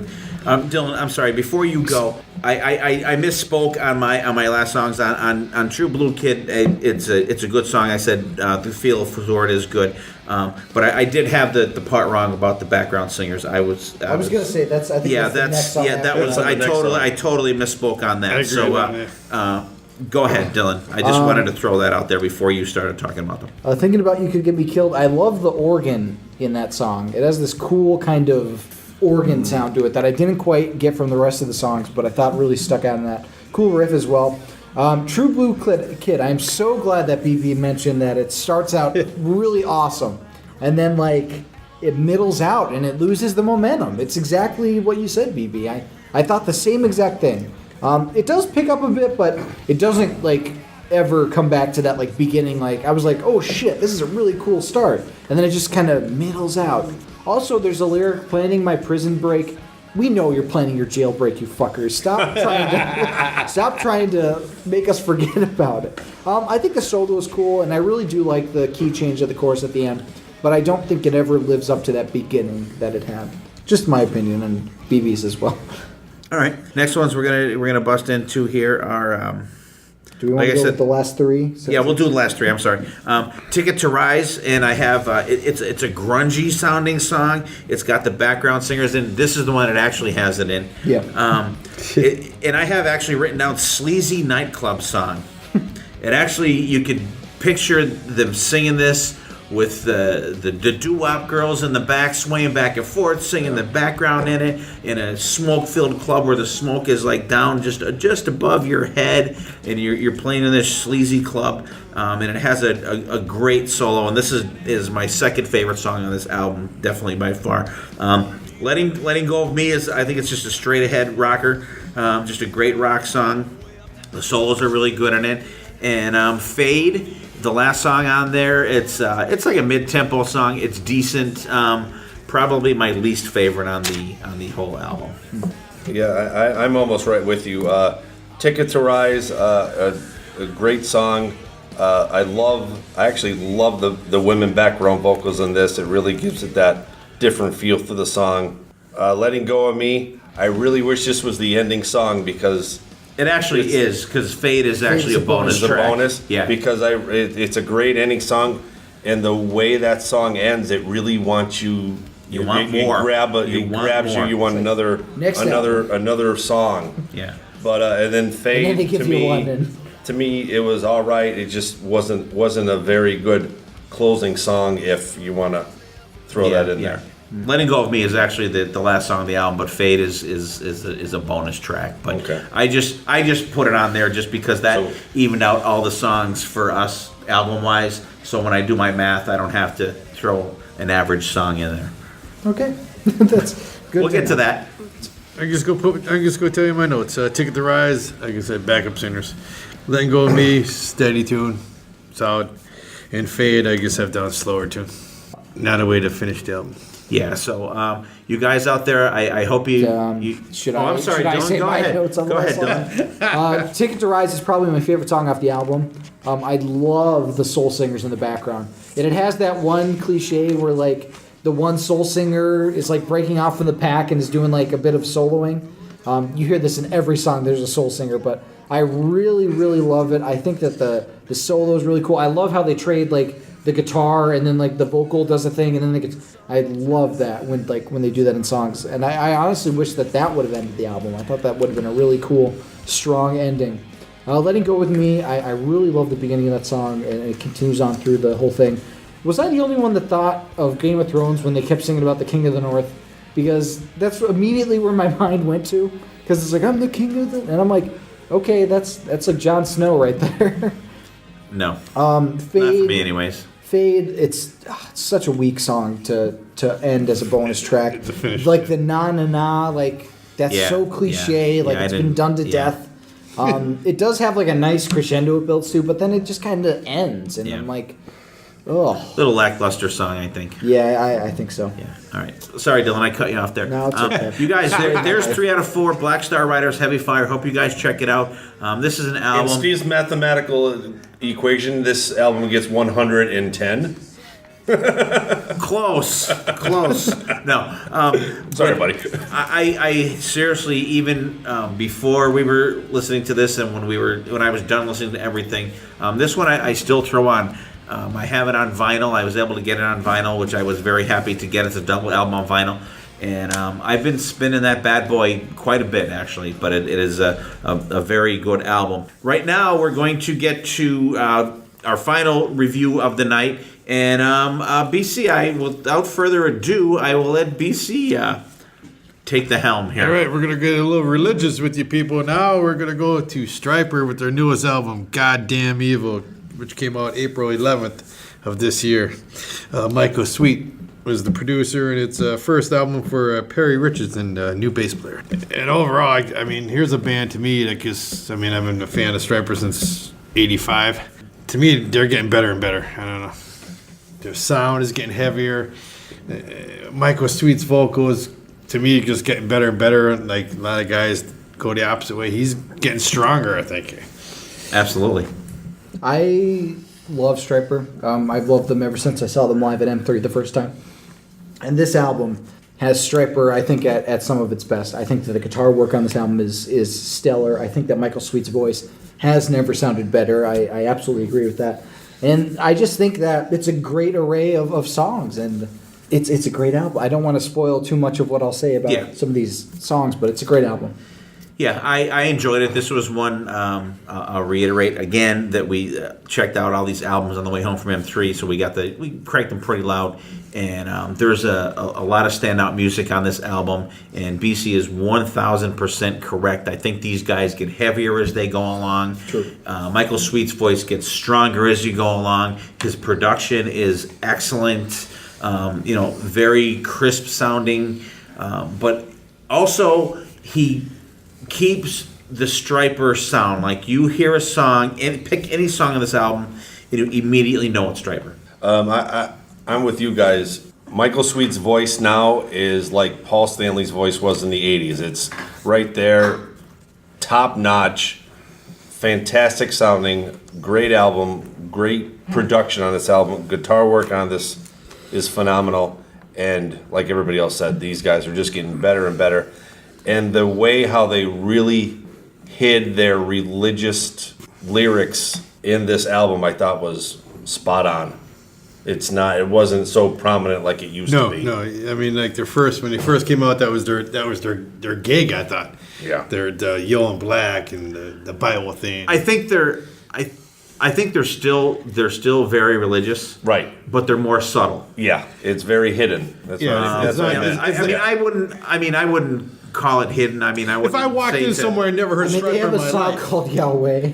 No, So but that's I don't think it's hidden. I just think that it's more subtle. it's very and it's not as down your throat. Because if I walked into, say, a club or something, and they were playing song off this album, Yeah. I would have said, "Oh, these guys are religious." yeah. You know, would just think the first thing you would be like, wow, this is fucking good. This is This is good. really heavy. Until you actually really. Was that about Jesus? All right, before we get any further, sorry to interrupt, BC. What do you guys consider Stryper? Do you consider them metal or do you consider them hard rock? I think after this album, I want to consider them metal because this is a heavy album. hard rock? Yeah, BB? I'm more of the hard rock guy. I mean, it's not. I think they are very hard rock. I will say they're teetering. They're going heavier as you go along, rather than. But I don't think there's a hard Then rock more chorus metal. like the opening track. Oh no. That's a very metal chorus. I think they're borderline. I do. I don't think you can There's call times- them it's a song by song basis, metal. I would say, but I think on this album it teeters more towards metal. And There's parts they're that could leaning be- towards metal yes, more yes. on their last couple. They're getting progressively But to heavier me, as you go along. they always be hard rock. No, I understand that. I just They're think not like rock on rock. this album in particular, There's a lot more. it's like if it's a seesaw, like the metal side is weighing it down a little more. All right, there we go. By the time you guys listen to this, BB is going to put up a poll. What do you consider Stryper more, metal or hard rock? So that's for tomorrow, BB. Okay. So this will be the day before. To hell with BB's free time. What's even coming out tomorrow? What's the next show coming out? Right before the M3 wrap-up show, the day before, there's going to be a poll. You guys have already taken it by now. It's going to be a Stryper poll because they play. and they play at M3. So BB's going to put that poll up there. Let us know what you guys think. Stryper, metal or hard rock? All right. Sorry about that, BC. Let's do some tracks here. Give us 1 and 2. All right, we're gonna open up with this is the first song I heard before the album came out, and Take It to the Cross, which cross, religious, blah blah. Great song. I mean, distinctive guitar sound as Stryper always has. Heavy. I'm digging it. I mean, like the intro to is a little bit okay. I could do without that. And the song comes on, it's cranking. You're into it. And then you get to the chorus, and it's just like whoa, bam, like Totally not what you expect. yeah, totally not what you expect. And I was like, and at first I stopped myself and I was like, wait, this is Stryper, right? You know, at first I thought it might have been like a joke thing or something about it, but that's the way the song came out. And I mean, it's a great song. Just to me, I don't want to say bad chorus, just different chorus. Yeah. And then the next song is one of my top 3 in the song is Sorry. I just have down grindage, stadium chorus. I'm listening to this album. Take It to the Cross comes on. First off, I think it takes a little too long to start the song. I think it's a little. They're going for the atmospheric thing, Yeah, but like there's absolutely nothing. Like maybe a wind blowing. I'm loving the song. I'm like, oh, this is awesome song. And then the chorus kicks in, and I'm like, What the hell? I'm like, is this Stryper? What the fuck is this? That's what I did. I was like, wait a minute. And then like it goes like it like they shift the pitch up like towards the end, and it goes almost chipmunk vocals, but then it goes Cookie Monster vocals, and I'm like, and in my notes I never thought I would hear Cookie Monster vocals in a Stryper song.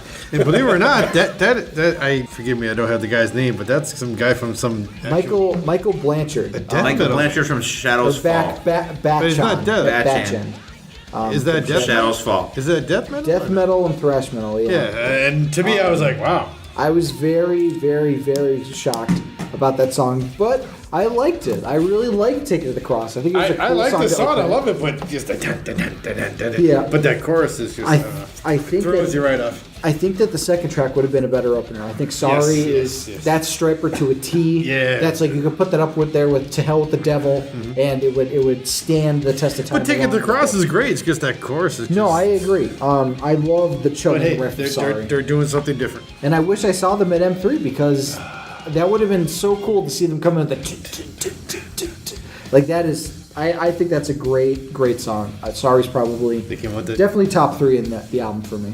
I enjoy, like you said, the little intro thing is a little too long, I think, but it kicks in. It's got some major grindage to it, and I like their whoa. Yeah. That always sounds cool as fuck in a Stryper song. Am I allowed to even say that? But as with all the Stryper stuff, it's been getting heavier as we go along. The drums are just fantastic. The chorus, it is what it is.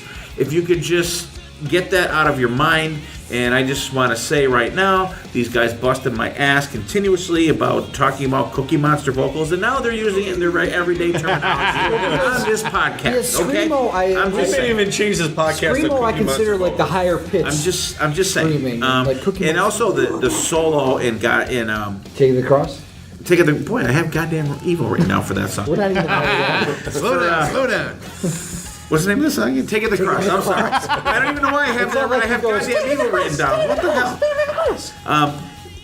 Even that chorus notwithstanding, I think it's a really solid song. The solos in it are just ripping, excellent solos. And I just want to say, I don't dislike the chorus. I was just jarred by it. It's odd. I think it's a little shocking. But when they first came out with that, People are going nuts. People like the diehard, the really religious Stryper fans were like going nuts. Number 1, over the title of the album.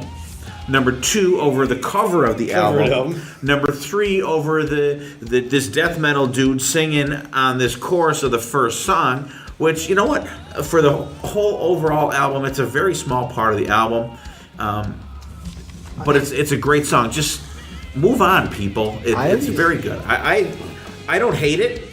I always found it weird that with like radio, the FCC, like goddamn is considered like a curse and like you can't say it, but damn is okay.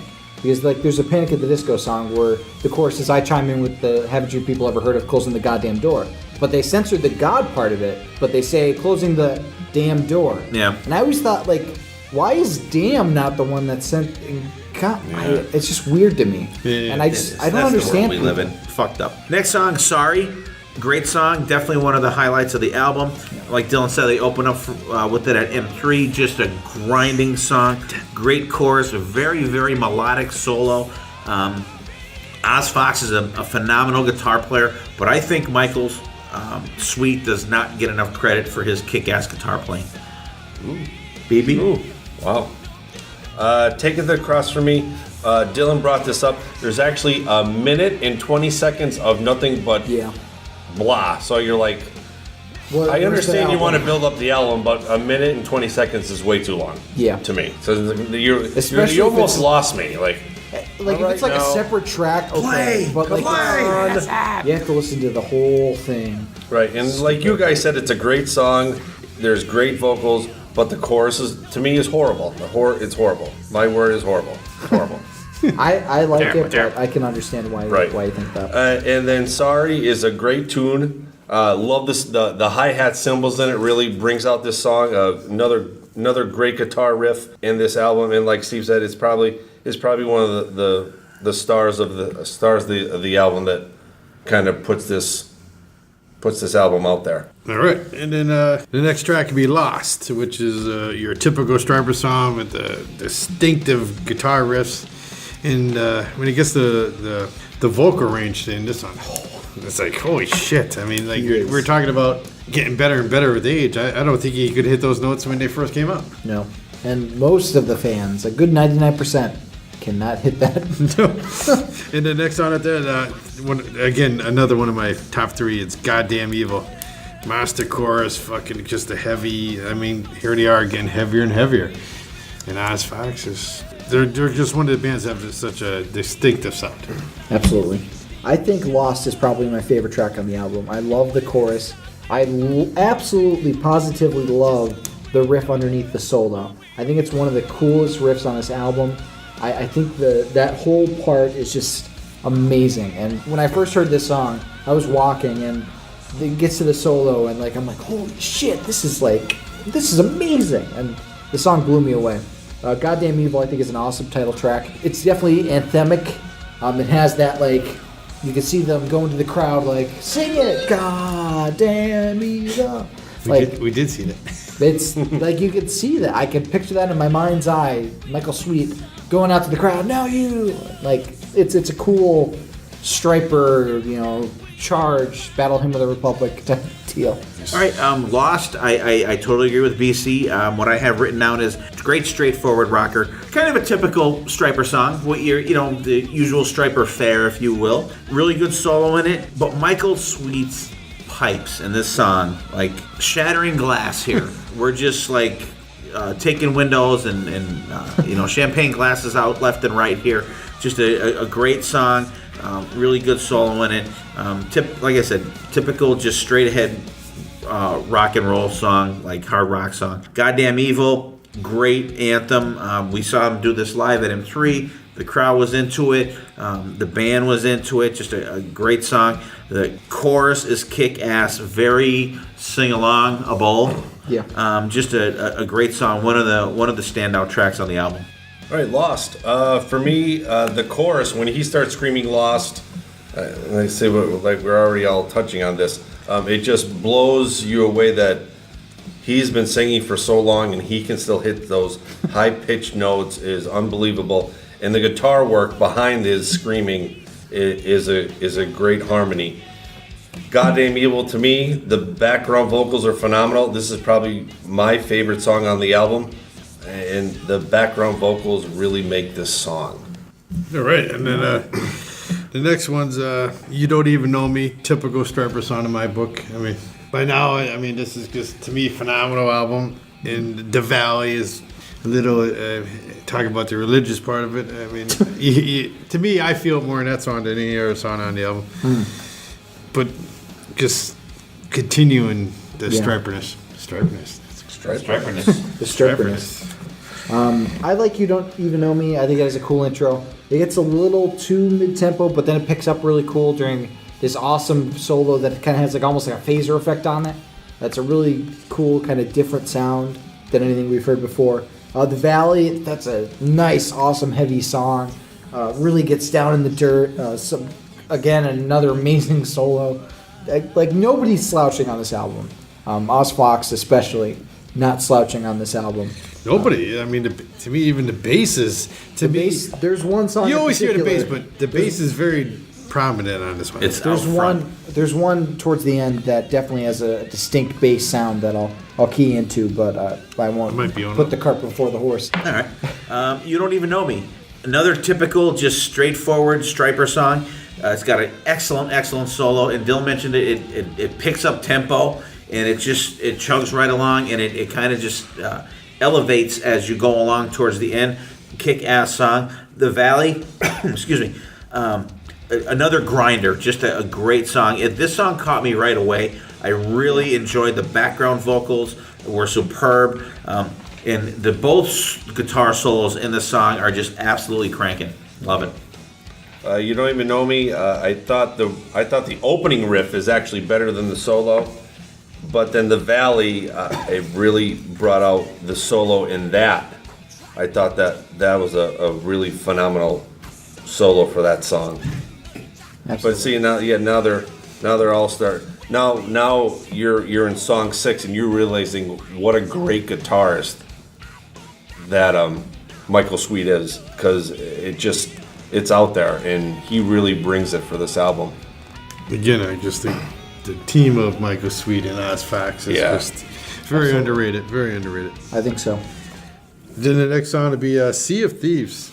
And again, by now, I'm just like totally into this. Typical Stryper song. I mean, Yeah. they're not doing no wrong in my book. I'm sorry. No. So, Right. I mean, I don't want to sound like a Stryper fan or anything, but They're in 6th gear and they're just going right good. down the highway. They're not stopping. They're cruising now. Yeah. Yeah. They passed the highway patrol and they're just And the cops, the lights are fading in the background. it's like They're the just going Blues down Brothers highway. ending where the millions of cops are behind them. they're just flowing down the road. And they're just cruising in the front seat. And then, to me, Beautiful is like, I don't know, to me, When they get caught by the cops. Oh shit. oh shit. But Do you know how fast you were going, sir? to me, that's a Stryper radio song to me. Not saying bad, but to me, it's just very radio-ish. Yeah. I think Beautiful, yeah, I agree. I don't have anything written for it, so it didn't grab me like the other songs. Radio song. But Sea of Thieves, I really like the riff on it. I don't think there's like a shitty riff on this album. I really do think it's a cool, awesome song. Like, there's no song on this that sucks. No. There's not. And even if I don't say a lot on a song, it doesn't mean that it's absolutely terrible. It just means that there's a lot to talk about, and that's just not one that I want to focus on. So, Sea of Thieves and Beautiful are okay songs. All right, Sea of Thieves for me, very good, solid Stryper song. The background vocals are just, I think this is maybe one of the best songs for background vocals. Absolutely love it. The solo's decent in it, nothing to really go crazy about. Beautiful, I think it's one of my favorite songs on this album. yeah? Surprise! Wow. That is. Yeah, I didn't have anything written down for it. So. The dual solos in it are excellent, and that actually, you guys know my ranking system. This song ranked very high. It's one of my favorite songs on the album. Wow. Always has to be the different You know it, baby. different strokes for different folks. Funny. That I is- do. That is definitely a surprise. I love there's certain songs, if a melody catches me, I like it. And that song actually is one of my favorite songs on the album. Wow. For me, Sea of Thieves. Once again, it's starting to sound like all the other ones. It's a great opening riff. It's a great solo.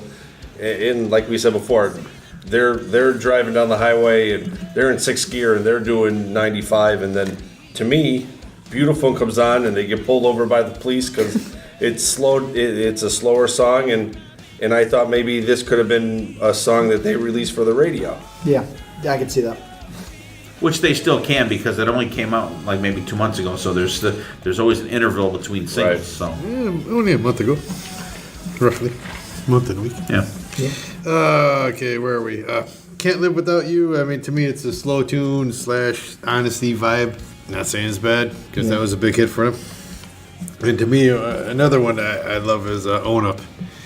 Just overall. Yeah, and do the last track too. Oh, jeez, I'm sorry. And this is my my favorite off the album, and The Devil Doesn't Live Here.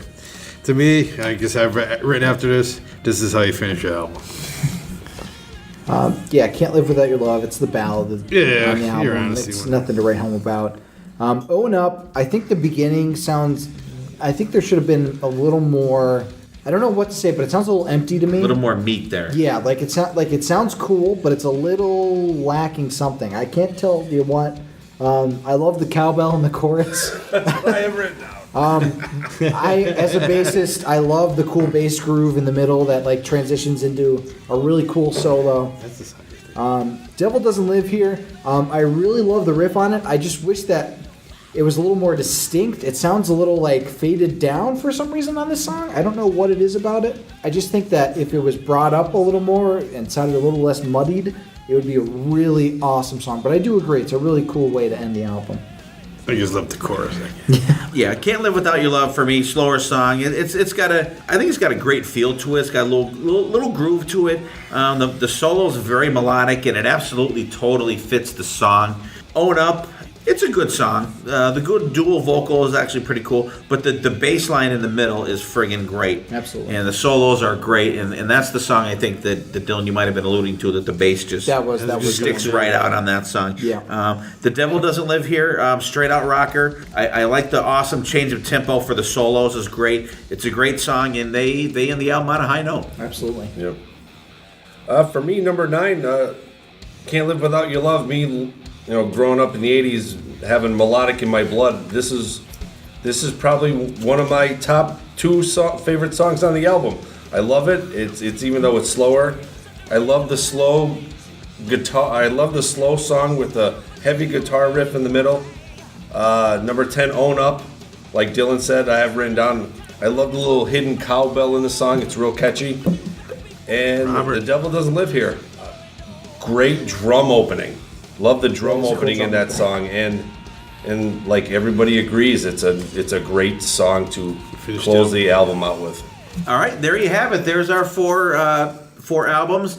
Before we wrap things up here, I'm going to go around the table real quick, and I want everybody to give me their favorite album that we did tonight. You cannot pick your own, and just a quick rundown of how you liked it and how you approached it and how you liked doing this episode. We'll start with Dylan. I'm going to say my favorite album was probably Goddamn Evil by Stryper. I loved all 3 of these albums. I really... They're albums that I wouldn't have quite... I mean, Stryper I would have listened to. But they're albums that I wouldn't have jumped out and been like, I need to listen to this right now. And I'm really glad that we got to listen to these different albums.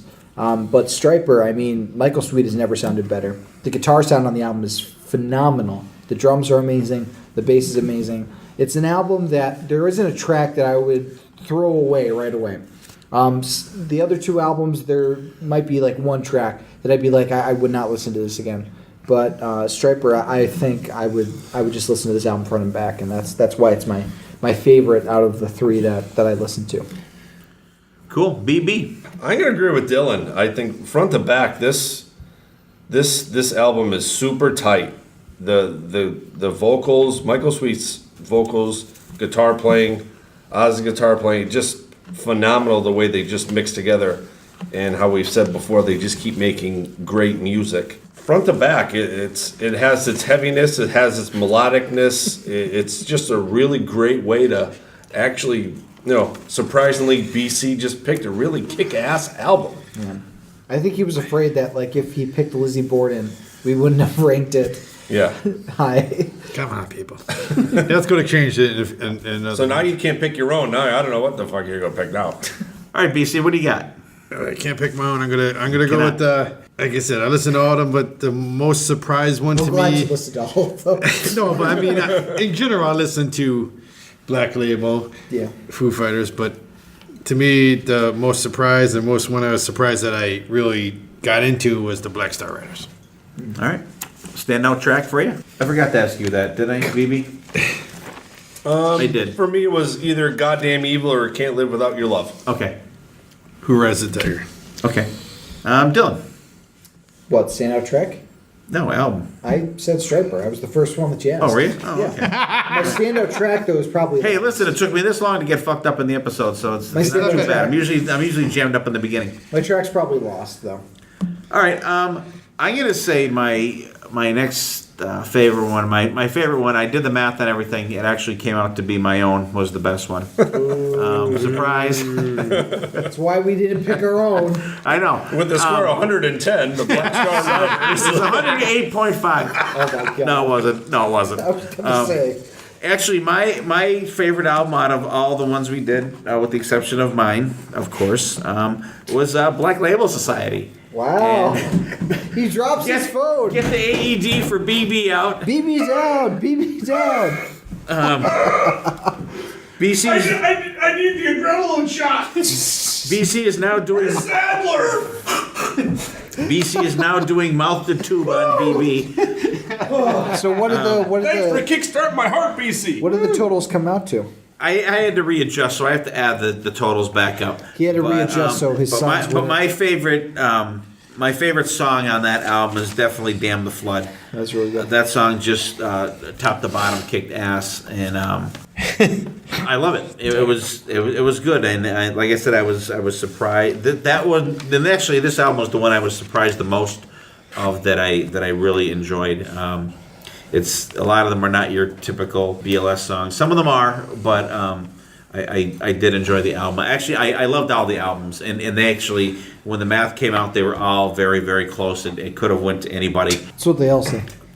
No, but they seriously could have. Coulda, shoulda. Just a great conglomeration of 4 albums. I hope you guys enjoyed the episode. Let us know what you guys like. What's your favorite album? Number 1. Number 2. What is your favorite song from the best album that you picked? Just we'll go around the table once. We'll say our goodbyes here real quick, and we'll continue on. BC. Hey, thank you for tuning in and enjoying our podcast here. And get out and check out new music, especially next month when new Lizzie Borden's coming up. There it is. What's the date, BC? June 15th. Put it on your calendars, people. I think he has that tattooed on his arm. I was gonna say he looked at his arm. I think it's tattooed there. I loved listening to all these albums. I think that it's a really cool exercise to just get a group of friends together. Each one recommend an album that you wouldn't normally listen to. Because I definitely found some hidden new band. Well, not new bands, but like some cool stuff that I normally wouldn't delve into. Yeah, this was a really fun topic, I think. Yeah, once again, I want to thank all you fans out there for sharing us, interacting with us. I was really surprised by the Foo Fighters album. Once again, Wasn't your favorite though? wasn't my favorite, only because there's a couple throwaways. But see, if they put the Better Off in there, it would have been. Like I said before, I would have never listened to the Foo Fighters. Old music, once again, is turning into new music because it's definitely an avenue I plan on traveling down and indulging in their catalog because they have such a deep catalog. And if any of their albums are like this, I'm going to be pleasantly surprised and may actually have a new avenue to travel and new music to listen to. Cool. I also want to thank everybody out there for tuning in, listening, sharing our stuff, liking our posts. You guys, let us know what you guys think about these albums. Do you think we're crazy for liking Stryper album and songs or Black Star Riders? Do you think they're too much like Thin Lizzy or whatever? Foo Fighters? Do you think that they are out of format for this show? Sorry. Do you think some of the Black Label Society stuff is a little too much whiny and the same?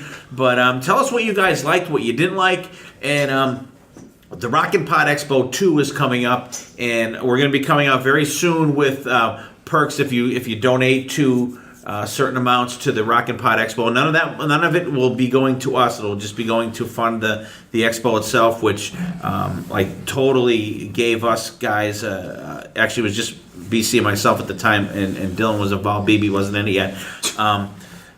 It gave us a kick-ass jump start. We met a lot of people. We finally got to meet Sonny Pooney face to face. We met David and Chris from the digital Kill the Radio Star podcast. Stephen Michael, we met with him. Julian Gill, Mark Anthony K. Ken Keenan, unfortunately, at the time didn't make it then, but he will be there in August, and we'll finally get to meet him face to face. Lonnie from Kiss FAQ, and all these guys, the guys from Rock and Combat, guys from Classic Rock Drops. And definitely Chris and Aaron from Decibel Geek. Those guys are friggin' great. We love those guys. We're going to be coming out with our perks. Hopefully this will get you guys a little more involved in the show. We have some stuff coming up where you guys can suggest stuff that we want to do. We're even going to have some things where we can get you on the show out there. You want to hear us cover Foo Fighters? You donate and let us know. We'll be happy to do it. If you want to do a whole Foo Fighters show, maybe we'll throw that out there too. But it's a great forum for everybody. Hopefully, I know some of our listeners out there are fellow podcasters, and we love you guys. If you're listening to us the first time, or if you've been with us the whole while, we thank you for your support. Continue supporting us. Share our episodes. Tell your friends. And we're out there. If we're local, a lot of the people know us. Come up and talk to us about the podcast. Let us know what you guys like to see and what we would like to see. We have a lot of cool episodes coming up. We're creeping up on our 50th episode coming up. We're planning on doing something special for that. We have just discussed tonight of what we're going to do for the next couple shows, and there's some really cool stuff coming up, and we know you guys will enjoy it. And so we're going to sign off for now, and we appreciate you guys. We love you guys. Keep listening, keep sharing, keep interacting, and we will see you next time, and there will be a next time.